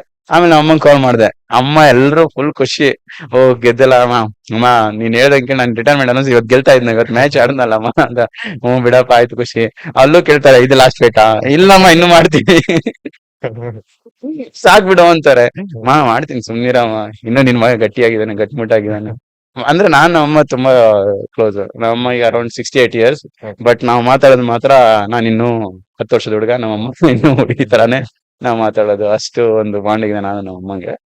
ಸೊ ಫೈನ್, ಅಂದ್ರೆ ನಾನು ಹೇಳೋದೆ ಎಷ್ಟೇ ಎಲ್ಲರಿಗೂ, ಎಕ್ಸ್ಪೆಕ್ಟೇಷನ್ ಬೇಡ. ಯಾವ್ದೇ ನಿಮ್ಮ ಫ್ಯೂಚರ್ ಪಾರ್ಟ್ನರ್ ಇರ್ಬೋದು, ಜೊತೆಲಿರೋರ್ ಜೊತೆ ಬೇಡ, ಅನ್ಕಂಡೀಷನಲ್ ಆಗಿರ್ರಿ. ನೀವೇನೇ ಲವ್ ಆಲ್ ಸರ್ವಾಲ್ ಅನ್ನೋ ಒಂದು ಮೈಂಡ್ ಸೆಟ್ ಅಲ್ಲಿ, ಕಾನ್ಸೆಪ್ಟ್ ಅಲ್ಲಿ ಇರ್ರಿ. ನಾವು ಕಂಡೀಷನಲ್ಲಿ, ನಾನು ಲವ್ ಮಾಡ್ತೀನಿ, ನೀನು ನಾನು ಮಾಡ್ಲೇಬೇಕು, ನೀನು ನನ್ನ ಮದ್ವೆನೇ ಆಗ್ಬೇಕು, ಇಟ್ಸ್ ಓಕೆ. ನೀವು ನನಗೆ ಅಂತ ಇದ್ರೆ 100% ಆಗೇ ಆಗತ್ತೆ. ಆ ಒಂದು ಮೈಂಡ್ ಸೆಟ್ ಅಲ್ಲಿ ಇರ್ರಿ. ಆಗಿಲ್ವಾ, ಕೆಟ್ಟದಾಯ್ತಾ, ಕೆಟ್ಟದ್ ಬಯಸ್ಬೇಡ್ರಿ. ಒಳ್ಳೆ ದಿನ ಬಯಸಿ ನಮ್ಗೆ ಒಳ್ಳೇದಾಗತ್ತೆ. ಆಗೋದೆಲ್ಲ ಒಳ್ಳೇದೇ. ಹಾ, ಸೊ ನಾವು ಈ ಭೂಮಿಗೆ ಬಂದಿರೋದು ಆಸ್ ಎ ಗೆಸ್ಟ್. ಇರೋಷ್ಟು ದಿವಸ ಖುಷಿಯಾಗಿ ನಗ್ನಗ್ತಾ 4 ಜನ ಜೊತೆ ಖುಷಿಯಿಂದ ಬದುಕಿ ಖುಷಿಯಿಂದ ಇರೋಣ. ನಮ್ಗೇನ್ ನಮ್ ಭಾಗ್ಯದಲ್ಲಿ ಬರ್ದಿರೋದು ಅದು ಖಂಡಿತ ಸಿಕ್ಕೇ ಸಿಗತ್ತೆ. ನಾವು ಮಾಡೋ ಕೆಲಸದಲ್ಲೇ 100% ಆಗಿ ಎಫರ್ಟ್ ಹಾಕಿ ಮಾಡ್ತಾ ಇರೋಣ. ಓಕೆ, ಇವತ್ತು ದುಡ್ಡಿರತ್ತೆ, ನಾಳೆ ಹೋಗತ್ತೆ. Money is the motivation. ತುಂಬಾ money, lot of money it's not motivation. Lot of money tension. ನಿಮ್ಗೆ ಎಷ್ಟು ಬೇಕು ನನ್ನ ಜೀವನ ಮಾಡಕ್ಕೆ, ನನ್ಗೆ ಓಕೆ, ನನ್ಗೆ ಇವತ್ತು 3 ಹೊತ್ತು ಊಟ ಮಾಡಕ್ಕಿದೆ, ನಾನು ಇವತ್ತು ಕೆಲಸ ಮಾಡಿಲ್ಲ, ನೆಕ್ಸ್ಟ್ 2-3 ತಿಂಗಳು ಆರಾಮಾಗಿ ಕುತ್ಕೊಂಡು ತಿಂತೀನಿ, ಸಾಕಷ್ಟು. ನಾನೆಲ್ಲೋ ಆಚೆ ಹೋಗ್ಬೇಕು, ಸುತ್ತಾಡ್ಬೇಕು, ಬರ್ಬೇಕು, ಅಷ್ಟಿದ್ಯಾ ಸಾಕು. ನಾನ್ ದುಡ್ಡು ಮಾಡ್ಬೇಕು, ನನ್ ಮಕ್ಳಿಗೆ ಮಾಡ್ಬೇಕು, ನನ್ ಮೊಮ್ಮಕ್ಳಿಗೆ ಮಾಡ್ಬೇಕು, ಮರಿ ಮಕ್ಳಿಗೆ ಮಾಡ್ಬೇಕು ಅಂತ ಬಂದಾಗ ಎಲ್ಲ ಮಾಡ್ತೀಯಪ್ಪ, ಕೊನೆಗೆ ನೀನೇ ಇರಲ್ಲ ಅಂದ್ರೆ, ನೀನೇ ಈ ಜೀವನ ಅನುಭವಿಸಿಲ್ಲ ಅಂದ್ರೆ, ಬರೀ ದುಡ್ಡು ದುಡ್ಡು ದುಡ್ಡು ದುಡ್ಡು ಅಂತ ಹಿಂದೆ ಹೋದಾಗ ಈ ಜೀವನಕ್ಕೆ ನೀನೇನ್ ಅನುಭವಿಸಿದ್ಯಾ, ಏನ್ ಅಚೀವ್ಮೆಂಟ್ ಮಾಡಿದ್ಯಾ ನೀನು? ನಿನ್ನಿಂದ 4 ಜನಕ್ಕೆ ಏನು ಒಳ್ಳೇದಾಗಿದೆ, ಅದು ತುಂಬಾ ಮ್ಯಾಟ್ರು. ಸೊ ನಂದು ಕಾನ್ಸೆಪ್ಟ್ ಯಾವಾಗ್ಲೂ ಅದೇ. ಬಂದಿದ್ದೀವಿ ಆಸ್ ಎ ಗೆಸ್ಟ್ ಆಗಿ ಭೂಮಿಗೆ, ಇರೋಷ್ಟು ದಿವಸ ಚೆನ್ನಾಗಿ ಬದುಕಬೇಕು. ಯಾವ ರೀತಿ ನಾನ್ ಬೆಳೆದು ಬಂದೆ, ನಾನ್ ಹೇಗಿದ್ದೆ, ಗೌರ್ಮೆಂಟ್ ಸ್ಕೂಲಲ್ಲಿ ಓದೋನು. ನಮ್ದು ಗೌರ್ಮೆಂಟ್ ಸ್ಕೂಲ್ ಫೀಸೇ ವರ್ಷಕ್ಕೆ 50 ರೂಪಾಯಿನೋ 60 ರೂಪಾಯಿ ಇತ್ತು ನಾವು ಓದುವಾಗ.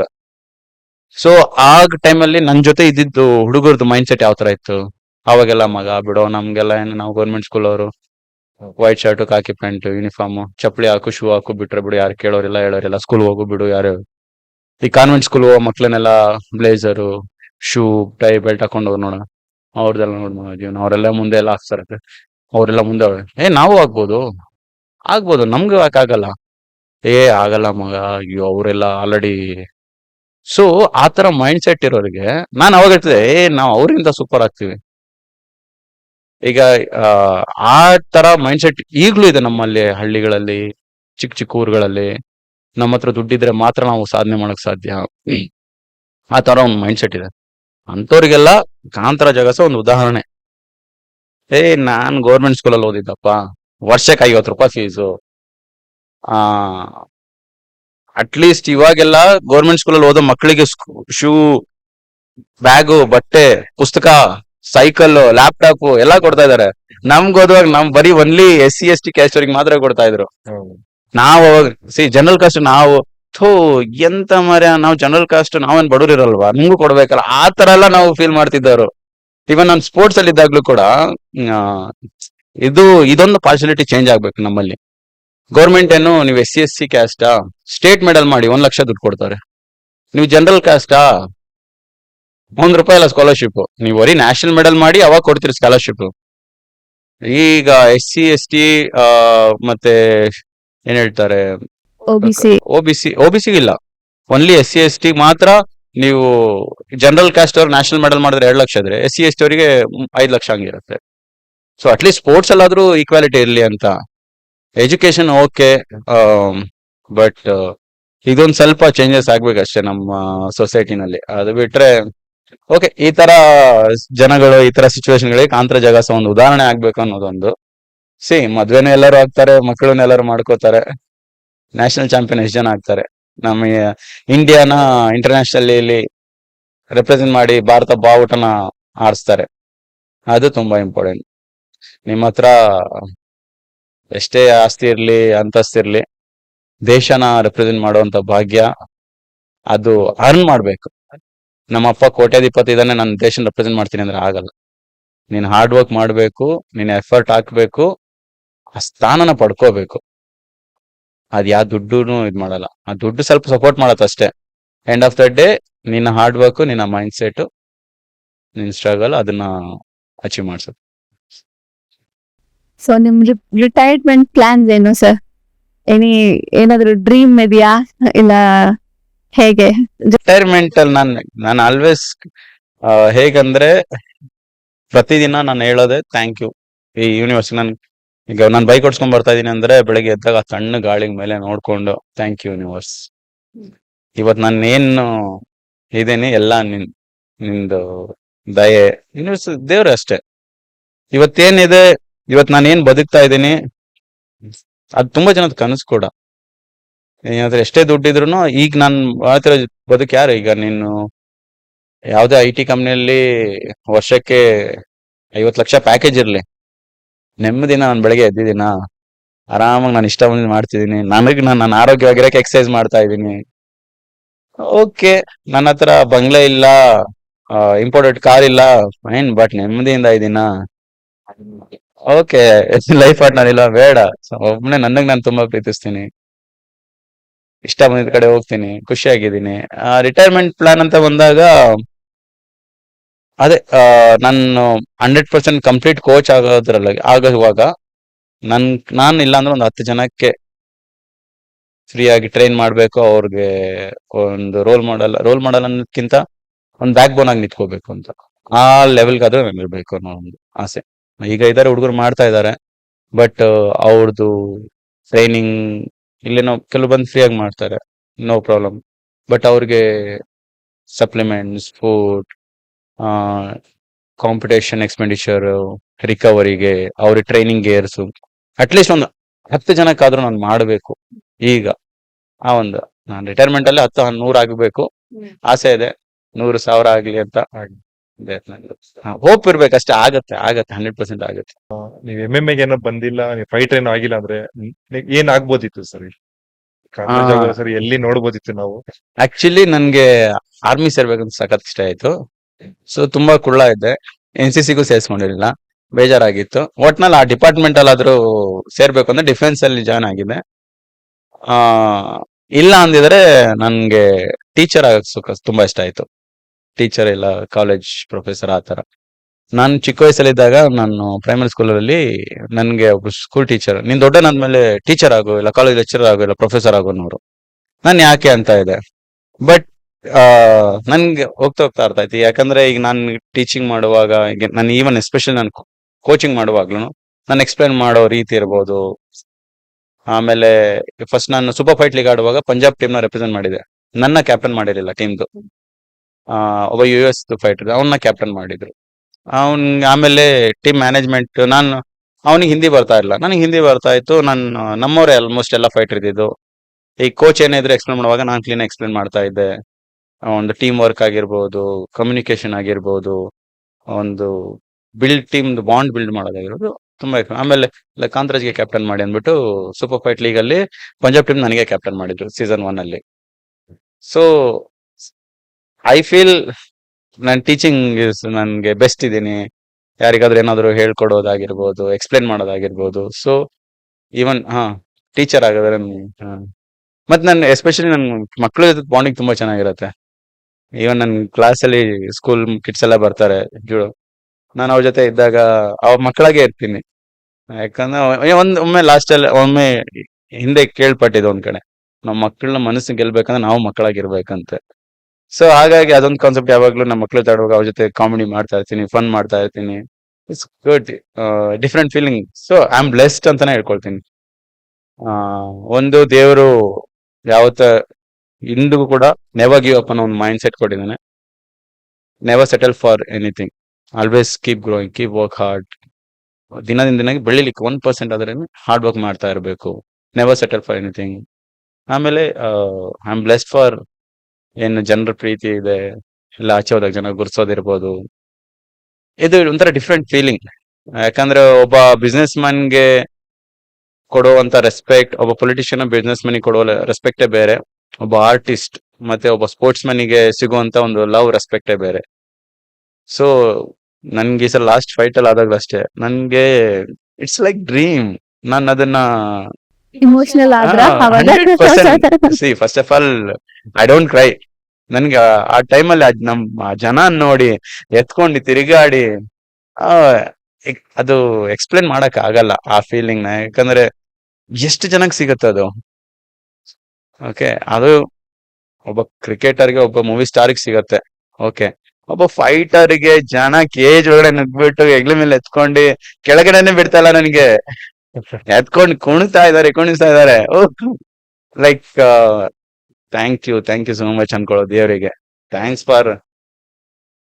ಆಮೇಲೆ ನಾನು ಎಂಟ್ರಿ ಆಗಲು ಅಷ್ಟೇ, ಜನ ಇಲ್ಲ. ಯೂಶಲಿ ಫೈಟರ್ ಯಾರೇ ಎಂಟ್ರಿ ಆಗ್ಲಿ ಒನ್ಲಿ ಅವ್ರ ಕೋಚ್ ಮತ್ತೆ ಇನ್ನೊಬ್ಬ ಇಬ್ರಿಗೆ, ಜನ ಎಲ್ಲ ಎಗ್ರಿಬಿಟ್ಟು ಹಿಂದ್ಗಡೆಯಿಂದನೇ ಬರ್ತಾ ಇದ್ದಾರೆ. ಖುಷಿ, awesome. Like really I am blessed. ಆಮೇಲೆ I am always thankful for everyone, like ಯಾರೆಲ್ಲ, ಯಾಕಂದ್ರೆ ಜನಕ್ಕೆ ಗೊತ್ತು ಇವನ್ ಯಾವ ರೀತಿ ಬೆಳೆದು ಬಂದ, ಯಾವ ರೀತಿ ಈ ಲೆವೆಲ್ಗೆ ಇದಾರೆ ಇವತ್ತು. ಬಟ್ ಐ ನೋ ದಟ್ ಈ ಯಾವುದೇ ಏನೇ ಇದ್ರು ಯಾವ್ದು ಶಾಶ್ವತ ಅಲ್ಲ. ನಾವು ಜನರಿಂದ ಕೊಡೋ ರೆಸ್ಪೆಕ್ಟ್ ಇರ್ಬೋದು, ಪ್ರೀತಿ ಇರ್ಬೋದು, ಅವ್ರು ನಮಗೆ ಕೊಡೋ ರೆಸ್ಪೆಕ್ಟ್, ಪ್ರೀತಿ, ಅದು ಮ್ಯಾಟರ್ಸ್. ನಾನು ಹೇಳ್ದಾಗೆ ಯಾವಾಗ ಎಲ್ಲಿ ಏನ್ ಆಗತ್ತೆ ಗೊತ್ತಿಲ್ಲ, ಎಷ್ಟ್ ದಿವಸ ನಾವ್ ಇಲ್ಲಿರ್ತೀವಿ ಗೊತ್ತಿಲ್ಲ. ಇರೋಷ್ಟು ದಿವಸ ಚೆನ್ನಾಗಿ ಬದುಕ್ಬೇಕು, ಎಲ್ಲರ ಜೊತೆ ಪ್ರೀತಿ ವಿಶ್ವಾಸದಿಂದ ಇರಬೇಕು. ದುಡ್ಡು ಇವತ್ತಿರತ್ತೆ, ನಾಳೆ ಹೋಗತ್ತೆ. ನಾನು ಹೇಳ್ತೀನಿ, ಪದೇ ಪದೇ ಹೇಳ್ತೀನಿ. ಯಾಕಂದ್ರೆ ಸಂಬಂಧಗಳು, ಫ್ರೆಂಡ್ಶಿಪ್ ಇರ್ಬೋದು, ರಿಲೇಶನ್ಶಿಪ್ ಇರ್ಬೋದು, ಎಲ್ಲಾನು ಹಾಳಾಗದೆ ದುಡ್ಡಿಂದ. ದುಡ್ಡೇ ಎಲ್ಲದಕ್ಕೆ. ಸೊ ಹಾಗಾಗಿ ದುಡ್ಡು ಇಂಪಾರ್ಟೆಂಟ್, ಆದ್ರೆ ಅಷ್ಟು ಇಂಪಾರ್ಟೆಂಟ್ ಅಲ್ಲ. ನಾವು ಎಷ್ಟು ದೊಡ್ಡ ಚಾಂಪಿಯನ್ ಆಗಿರ್ಲಿ, ಏನೇ ಅಚೀವ್ ಮಾಡಿರ್ಲಿ, ಕೊನೆಗೆ ನಾವು ಮನೆಗೆ ಹೋದಾಗ ನಮ್ಮವರು ಅಂತ ಯಾರಾದ್ರೂ ಇರ್ಲೇಬೇಕು. ಅದು ಯಾರು ನಮ್ಮವ್ರು? ನಮ್ ತಂದೆ ತಾಯಿ, ನಮ್ ಪಾರ್ಟ್ನರ್ಸ್, ನಮ್ ಬ್ರದರ್ ಸಿಸ್ಟರ್ಸ್, ನಮ್ಮ ಮಕ್ಕಳು, ಆತರ. ಅದು ರಿಯಲ್ ಅಚೀವ್ಮೆಂಟ್. ಈಗಿನ ಜನರೇಷನ್ ದುಡ್ಡು ದುಡ್ಡು ದುಡ್ಡು ದುಡ್ಡು ಅಂತ ಹಿಂದೆ ಹೋಗ್ತಾರೆ. ಬಟ್ ಓಕೆ ಫೈನ್, ದುಡ್ಡು ಇಂಪಾರ್ಟೆಂಟ್, ಅಷ್ಟೊಂದು ಇಂಪಾರ್ಟೆಂಟ್ ಅಲ್ಲ. ಅಲ್ಲ good. ಇವಾಗ ಹೊಸದಾಗಿ MMA ಚೂಸ್ ಮಾಡೋ ಯಂಗ್ಸ್ಟರ್ಸ್ಗೆ ನಿಮ್ ಕಡೆಯಿಂದ ಏನಾದ್ರು ಒಂದು ಮೆಸೇಜ್ ಹೇಳ್ಬೋದಂದ್ರೆ ಏನು? 100% ಈಗ ನಾನ್ ಶುರು ಮಾಡಿದಾಗ MMA, ನಾನು ಅಮೆಚೂರ್ ಫೈಟ್ಸ್ಗೂ ಎಂಟ್ರಿ ಫೀಸ್ ಕಟ್ಟಿ ಟ್ರಾವೆಲ್ ಮಾಡ್ತಾ ಇದ್ದೆ. ವರ್ಷಕ್ಕೆ 1-2 ಇವೆಂಟ್ ಆಗ್ತಾ ಇತ್ತು. ಈಗ ಪ್ರತಿ ತಿಂಗಳು ಇವೆಂಟ್ ಆಗ್ತಾ ಇದೆ. ನಾನ್ ಫಸ್ಟ್ ಫೈಟ್ ಮಾಡಾಗ 40,000 ಒಂದ್ ಫೈಟ್. ಈಗ ಮೇ ಬಿ 40 ಲಕ್ಷಕ್ಕೂ ಮಾಡ್ಬೋದು, ಡಿಪೆಂಡ್ ಆನ್ ದ ಪ್ರಮೋಷನ್. ಈಗ ನನ್ಗೆ ನನ್ನ ಲಾಸ್ಟ್ ಬ್ರಾಡ್ಕಾಸ್ಟ್ ಅಲ್ಲಿ ಮಾತಾಡುವಾಗ ಹೇಳ್ತಾ ಇದ್ದೆ, ನನ್ ಫಸ್ಟ್ 40,000 ಸಿಗ್ತಾ ಇತ್ತು, 40 ಲಕ್ಷನೂ ಸಿಗತ್ತೆ ಅಂತ. ಬಟ್ ಅಂದ್ರೆ 40 ಲಕ್ಷ ಅಂದ್ರೆ ಈಗ fight of the night, knockout of the fight, ಆತರ ಎಲ್ಲ ಸಿಕ್ಕಾಗ it could go to 40 lakhs also, ಆತರ. ಸೊ ಇಲ್ಲ ಅಂದ್ರೆ ಈಗ ನಾನು ಇಂಟರ್ನ್ಯಾಷನಲ್ ಒಂದು ಫೈಟ್ ಗೆಲ್ತೀನಿ ಅಂದ್ರೆ 15 ಲಕ್ಷ 20 ಲಕ್ಷ ಸಿಗತ್ತೆ. ಸೊ ಇಷ್ಟು ಚೇಂಜಸ್ ಆಗಿದೆ. 40,000 ಇಂದ you can reach to 40 lakh, ಆ ಲೆವೆಲ್ಗೂ ರೀಚ್ ಆಗ್ಬೋದು. ಸೊ ಇದು ಲಾಸ್ಟ್ 10 years ಅಲ್ಲಿ, 10 years ಇಲ್ಲ, 5 to 6 years ಅಲ್ಲಿ ಆಗಿರೋ ಚೇಂಜಸ್. ನೆಕ್ಸ್ಟ್ 5 to 6 years ನಲ್ಲಿ ಇಟ್ಸ್ ಗೋಯಿಂಗ್ ಟು ಬೂಮ್. ಇಂಡಿಯಾನಲ್ಲಿ ನಾನು ಈಗಲೂ ಹೇಳ್ತೀನಿ, ಇತ್ತಿನ 5 years ನಮ್ಮ ಇಂಡಿಯಾನಲ್ಲಿ ಕ್ರಿಕೆಟ್ ಬಿಟ್ರೆ ನೆಕ್ಸ್ಟ್ ಪಾಪ್ಯುಲರ್ ಸ್ಪೋರ್ಟ್ ಯಾವುದು? MMA ಆಗುತ್ತೆ. ಪ್ರತಿಯೊಂದು ಊರಲ್ಲೂ ಪ್ರತಿಯೊಬ್ರು MMA ಫೈಟರ್ ಆಗ್ಬೇಕು. ನೀನ್ MMA ಫೈಟರ್ ಯಾಕೆ ಆಗ್ತೀಯ ಅನ್ನೋದು ತುಂಬಾ ಇಂಪಾರ್ಟೆಂಟ್. ಫುಲ್ ನೇಮ್, ಫೇಮ್, ಒಳ್ಳೆ ರೆಕಗ್ನೇಷನ್ ಸಿಗತ್ತೆ, ನಾನು ಒಳ್ಳೆ ಶೋಕಿ ಮಾಡ್ಬೋದು, ಸ್ಟಾರ್ ತರ ಫೀಲ್ ಮಾಡ್ಬೋದು, ಇನ್ಸ್ಟಾಗ್ರಾಮ್ ಅಲ್ಲಿ 1000 ಜನ ಫಾಲೋವರ್ ಸಿಗ್ಬೋದು. ಆ ಒಂದು ಮೈಂಡ್ ಸೆಟ್ ಅಲ್ಲಿ ಇದ್ರೆ ಆಗಲ್ಲ. ನಿಮ್ಮಲ್ಲಿ ಹಂಗರ್ನೆಸ್ ಇರಬೇಕು. ನಾನು ಯಾಕಾಗಿ ಫೈಟ್ ಮಾಡ್ತಾ ಇದ್ದೀನಿ, ಈ ಫೈಟಿಂಗ್ ಇಸ್ ನನ್ನಲ್ಲಿ ಇದೆಯಾ, ನಿನ್ನಲ್ಲಿ ಆ ಕಿಚ್ ಇದೆಯಾ, ಹೊಡ್ಸ್ಕೋ, ಒಂದು ಕೊಡ್ತಾ ತಿಂದ್ರೆ ನಾನು 10 ವಾಪಸ್ ಕೊಡ್ತೀನಿ ಅನ್ನೋ ಒಂದು ಮೈಂಡ್ ಸೆಟ್ ಇದೆಯಾ, ನಿನ್ಗೆ ಅನ್ಸತ್ತ I am born for this. ಈಗ ತುಂಬಾ ಜನ ಕೇಳ್ತಾರೆ, ಹೆಲ್ಪ್ ಮಾಡಿ, ನಾನು ಫೈಟರ್ ಆಗ್ಬೇಕು, ಹೆಲ್ಪ್ ಮಾಡಿ. ಯಾವ ತರ ಹೆಲ್ಪ್ ಬೇಕು? ಓಕೆನಾ, ನಿಮಗೆ ಫಸ್ಟು ನಾನು ಮನೆಯಲ್ಲಿ ಬಡತನ, ನನ್ಗೆ ಫೀಸ್ ಕಟ್ಟಕ್ ದುಡ್ಡಿಲ್ಲ, ನಾನೇನ್ ಮಾಡ್ಲಿ, ನಾನ್ ನಿಮ್ಮಲ್ಲಿ ಬರ್ತೀನಿ, ಹೇಳ್ಕೊಡಿ, ನನ್ಗೆ ಹೆಲ್ಪ್ ಮಾಡಿ, ನಾನು ಫೈಟರ್ ಆಗ್ತೀನಿ, ನಿಮ್ಮ ಹೆಸರು ಅಂತವ್ರಿಗೆ ಹೇಳೋದು, ಸಿ ನನ್ನ ಹತ್ರ ದುಡ್ಡಿಲ್ಲ, ನಾನ್ ಪಾತ್ರೆ ತೊಳೆದಿದ್ದೀನಪ್ಪ ಹೋಟ್ಲಲ್ಲಿ, 4 ಕಾಸು ಸಂಪಾದನೆ ಮಾಡು. ಈಗ ನಾನು ಅಕಾಡೆಮಿ ಸ್ಟಾರ್ಟ್ ಮಾಡಿದ್ದೀನಿ. ಸಿ ನಾನು ಓಪನ್ ಆಗಿ ಹೇಳ್ತೀನಿ, ನಾನ್ ಸ್ಟಾರ್ಟ್ ಮಾಡಿರೋದು, ಪಾರ್ಟ್ನರ್ಸ್ ಇದ್ದಾರೆ, ಇನ್ವೆಸ್ಟರ್ಸ್ ಇದ್ದಾರೆ, ಕ್ರೋಸ್ ಆಫ್ ರುಪೀಸ್ ಇನ್ವೆಸ್ಟ್ ಮಾಡಿದೀವಿ. One of the busiest road ಅಲ್ಲಿ, ಕಾಸ್ಟ್ಲೆಸ್ ರೋಡ್ ಅಲ್ಲಿ ಸ್ಟಾರ್ಟ್ ಮಾಡಿದಿರಿ. ನಮ್ಗೆ ಮೇಂಟೆನೆನ್ಸ್ ಇರುತ್ತೆ, ನಾವು ರೆಂಟ್ ಕಟ್ಟಬೇಕು, ನಮ್ ಕೋಚಸ್ ಸ್ಯಾಲರಿ ಕೊಡ್ಬೇಕು, ಮೇಂಟೆನೆನ್ಸ್ ಎಲ್ಲ ನೋಡ್ಕೋಬೇಕು. ನಾನ್ ರೆಡಿ. ನಿಮ್ಗೆ 7,000 ಕಟ್ಟಕ್ಕಾಗಲ್ವಾ, 5,000 ಕಟ್ತೀರಾ, ಓಕೆ ಫೈನ್, ನಾನು ಹೆಲ್ಪ್ ಮಾಡ್ಬೋದು. 5,000 ಆಗಲ್ವಾ, ಜಸ್ಟ್ 3,000 ಕಟ್ತೀರಾ, ಓಕೆ ಫೈನ್. ನಿಮ್ಗೆ ಎಷ್ಟು ಹಾರ್ಡ್ ವರ್ಕ್ ಮಾಡ್ತೀರಾ? ಈಗ ನಾನು ಎಲ್ರು ಬರ್ತಾ ನಾನು ಬರೀ 1,000 ಕಟ್ತೀನಿ, 2,000 ಕಟ್ತೀನಿ. Are you serious about this game? 100% effort ಆಗ್ತೀರಾ? ನೀನು 1,000 ಎಲ್ಲಿಂದ ಹೋಗು, ನಿನ್ ಕೆಲ್ಸ ಇಲ್ವಾ? ಡೆಲಿವರಿ ಇವಾಗಾದ್ರೂ ಈಗೆಲ್ಲ ಸ್ವಿಗ್ಗಿ, ಝೊಮ್ಯಾಟೊ ಎಲ್ಲ ಇದೆ. 10-15 ವರ್ಷ ಏನಿರ್ಲಿಲ್ಲ. ಓಕೆ ಅಪ್ಪ, ನಿನಗೆ ಪಾತ್ರೆ ತೊಳೆಯಕ್ಕೆ ಸ್ವಲ್ಪ ಮುಜುಗರ ಅನ್ಸತ್ತಾ? ಸ್ವಿಗ್ಗಿ ಡೆಲಿವರಿ ಮಾಡು. ಬೆಳಿಗ್ಗೆ 2 ಅವರ್ ಟ್ರೈನಿಂಗ್ ಮಾಡು, 6 to 8, 6 to 9. 10ಕ್ಕೆ ಸ್ವಲ್ಪ ರೆಸ್ಟ್ ಮಾಡಿ, 10 ಗಂಟೆಯಿಂದ ಸಂಜೆ 4 ಗಂಟೆವರೆಗೂ ಡೆಲಿವರಿ ಮಾಡು. ಯು ಕ್ಯಾನ್ ಅರ್ನ್ ಅಲ್ವಾ, ಯು ಕ್ಯಾನ್ ಪೇ ಫೀಸ್. ಅಲ್ಲ, ಸ್ವಾಭಿಮಾನ ಇರ್ಬೇಕು ಮನುಷ್ಯನ್ಗೆ. ನಾನು ಈ ತರ ಕಲಿತಾ ಇದ್ದೀನಿ ಅಂದ್ರೆ ನಾನು ಸ್ವಾಭಿಮಾನದಿಂದ ನಾನು ದುಡ್ಡು ಅರ್ನ್ ಮಾಡಿ ಫೀಸ್ ಕಟ್ಟಿ ಮಾಡ್ತಾ ಇದ್ದೀನಿ. ಆ ಸ್ವಾಭಿಮಾನನೇ ನಿನ್ನ ಫೈಟರ್ ಮಾಡೋದು. ನನ್ನ ಹತ್ರ ಇಲ್ಲ, ನನ್ನ ಹತ್ರ ಆಗಲ್ಲ, ಸಹಾಯ ಮಾಡಿ. ನೀನ್ ಆಗಲ್ಲ, ನಾನು ಫೈಟ್ ಮಾಡಕ್ಕಾಗಲ್ಲ, ಒದೆ ತಿಂತೀನಿ ಅಷ್ಟೇ. ಅದೇ ಮೈಂಡ್ ಸೆಟ್. ನಿನ್ನಿಗೆ ನಾನ್ ಮಾಡ್ತೀನಿ, ನನ್ಗಾಗಲ್ಲ. ಟ್ರೈನಿಂಗ್ ಎಷ್ಟು? ಬೆಳಿಗ್ಗೆ 2 ಅವರ್, ಸಂಜೆ 2 ಅವರ್. ದಿನ ಪೂರ್ತಿ ಏನ್ ಮಾಡ್ತಾ ಇರ್ತೀಯ? ಕಾಲೇಜ್ಗೆ ಹೋಗ್ಬೇಕಾ? ಓಕೆ, ನೀನ್ ಇವಾಗ ಎಂಗೇಜು, ಕರೆಸ್ಪಾಂಡೆನ್ಸ್ ಕಟ್ಟು. ನೀನ್ ಓದ್ಬೇಕು, ಎಜುಕೇಶನ್ ಇಂಪಾರ್ಟೆಂಟ್, ಕರೆಸ್ಪಾಂಡೆನ್ಸ್ ಕಟ್ಟು, ಎಜುಕೇಶನ್ ಮಾಡು. ಹೋಗ್ ತಿಂಗಳಿಗೆ 6 ತಿಂಗಳಿಗೆ ಒಂದ್ಸಲ ಏನೇನ್ ಅಸೈನ್ಮೆಂಟ್ ಇರತ್ತೆ, ಪ್ರಾಕ್ಟಿಕಲ್ ಇರತ್ತೆ, ಮುಗ್ಸು, ಕುತ್ಕೊಂಡು ಓದು.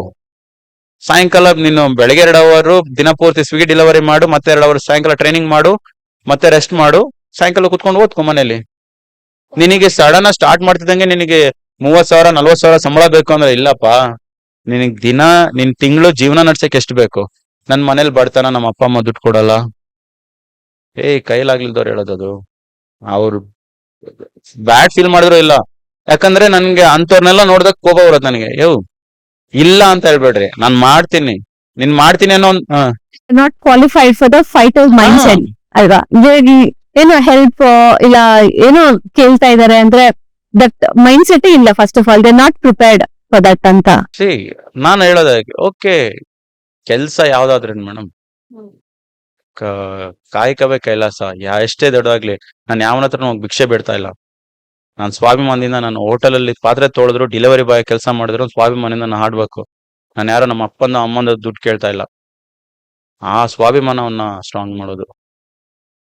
ನಾಳೆ ದಿವಸ ನೀನ್ 4 ಜನಕ್ಕೆ ನೀನು ಒಂದು ಮಾದರಿಯಾಗಿ, ಇನ್ಸ್ಪಿರೇಷನ್ ಆಗಿ ಬದುಕ್ತೀಯ ಅಂದ್ರೆ, ಪ್ರಾಬ್ಲಮ್ ಏನಂದ್ರೆ ಈ ಜನರೇಷನ್ ಅಲ್ಲಿ ಎಲ್ರು ಏನು, ಒಬ್ರು ಮನೆಯಲ್ಲಿ ರಿಚ್ ಇರ್ತಾರೆ, ಪೇರೆಂಟ್ಸ್ ಸಪೋರ್ಟ್ ಮಾಡ್ತಾರೆ, ಸ್ವಲ್ಪ ಒಳ್ಳೆ ಗಾಡಿ, ಒಳ್ಳೆ ಬಟ್ಟೆ ಕೊಡ್ತಾರೆ.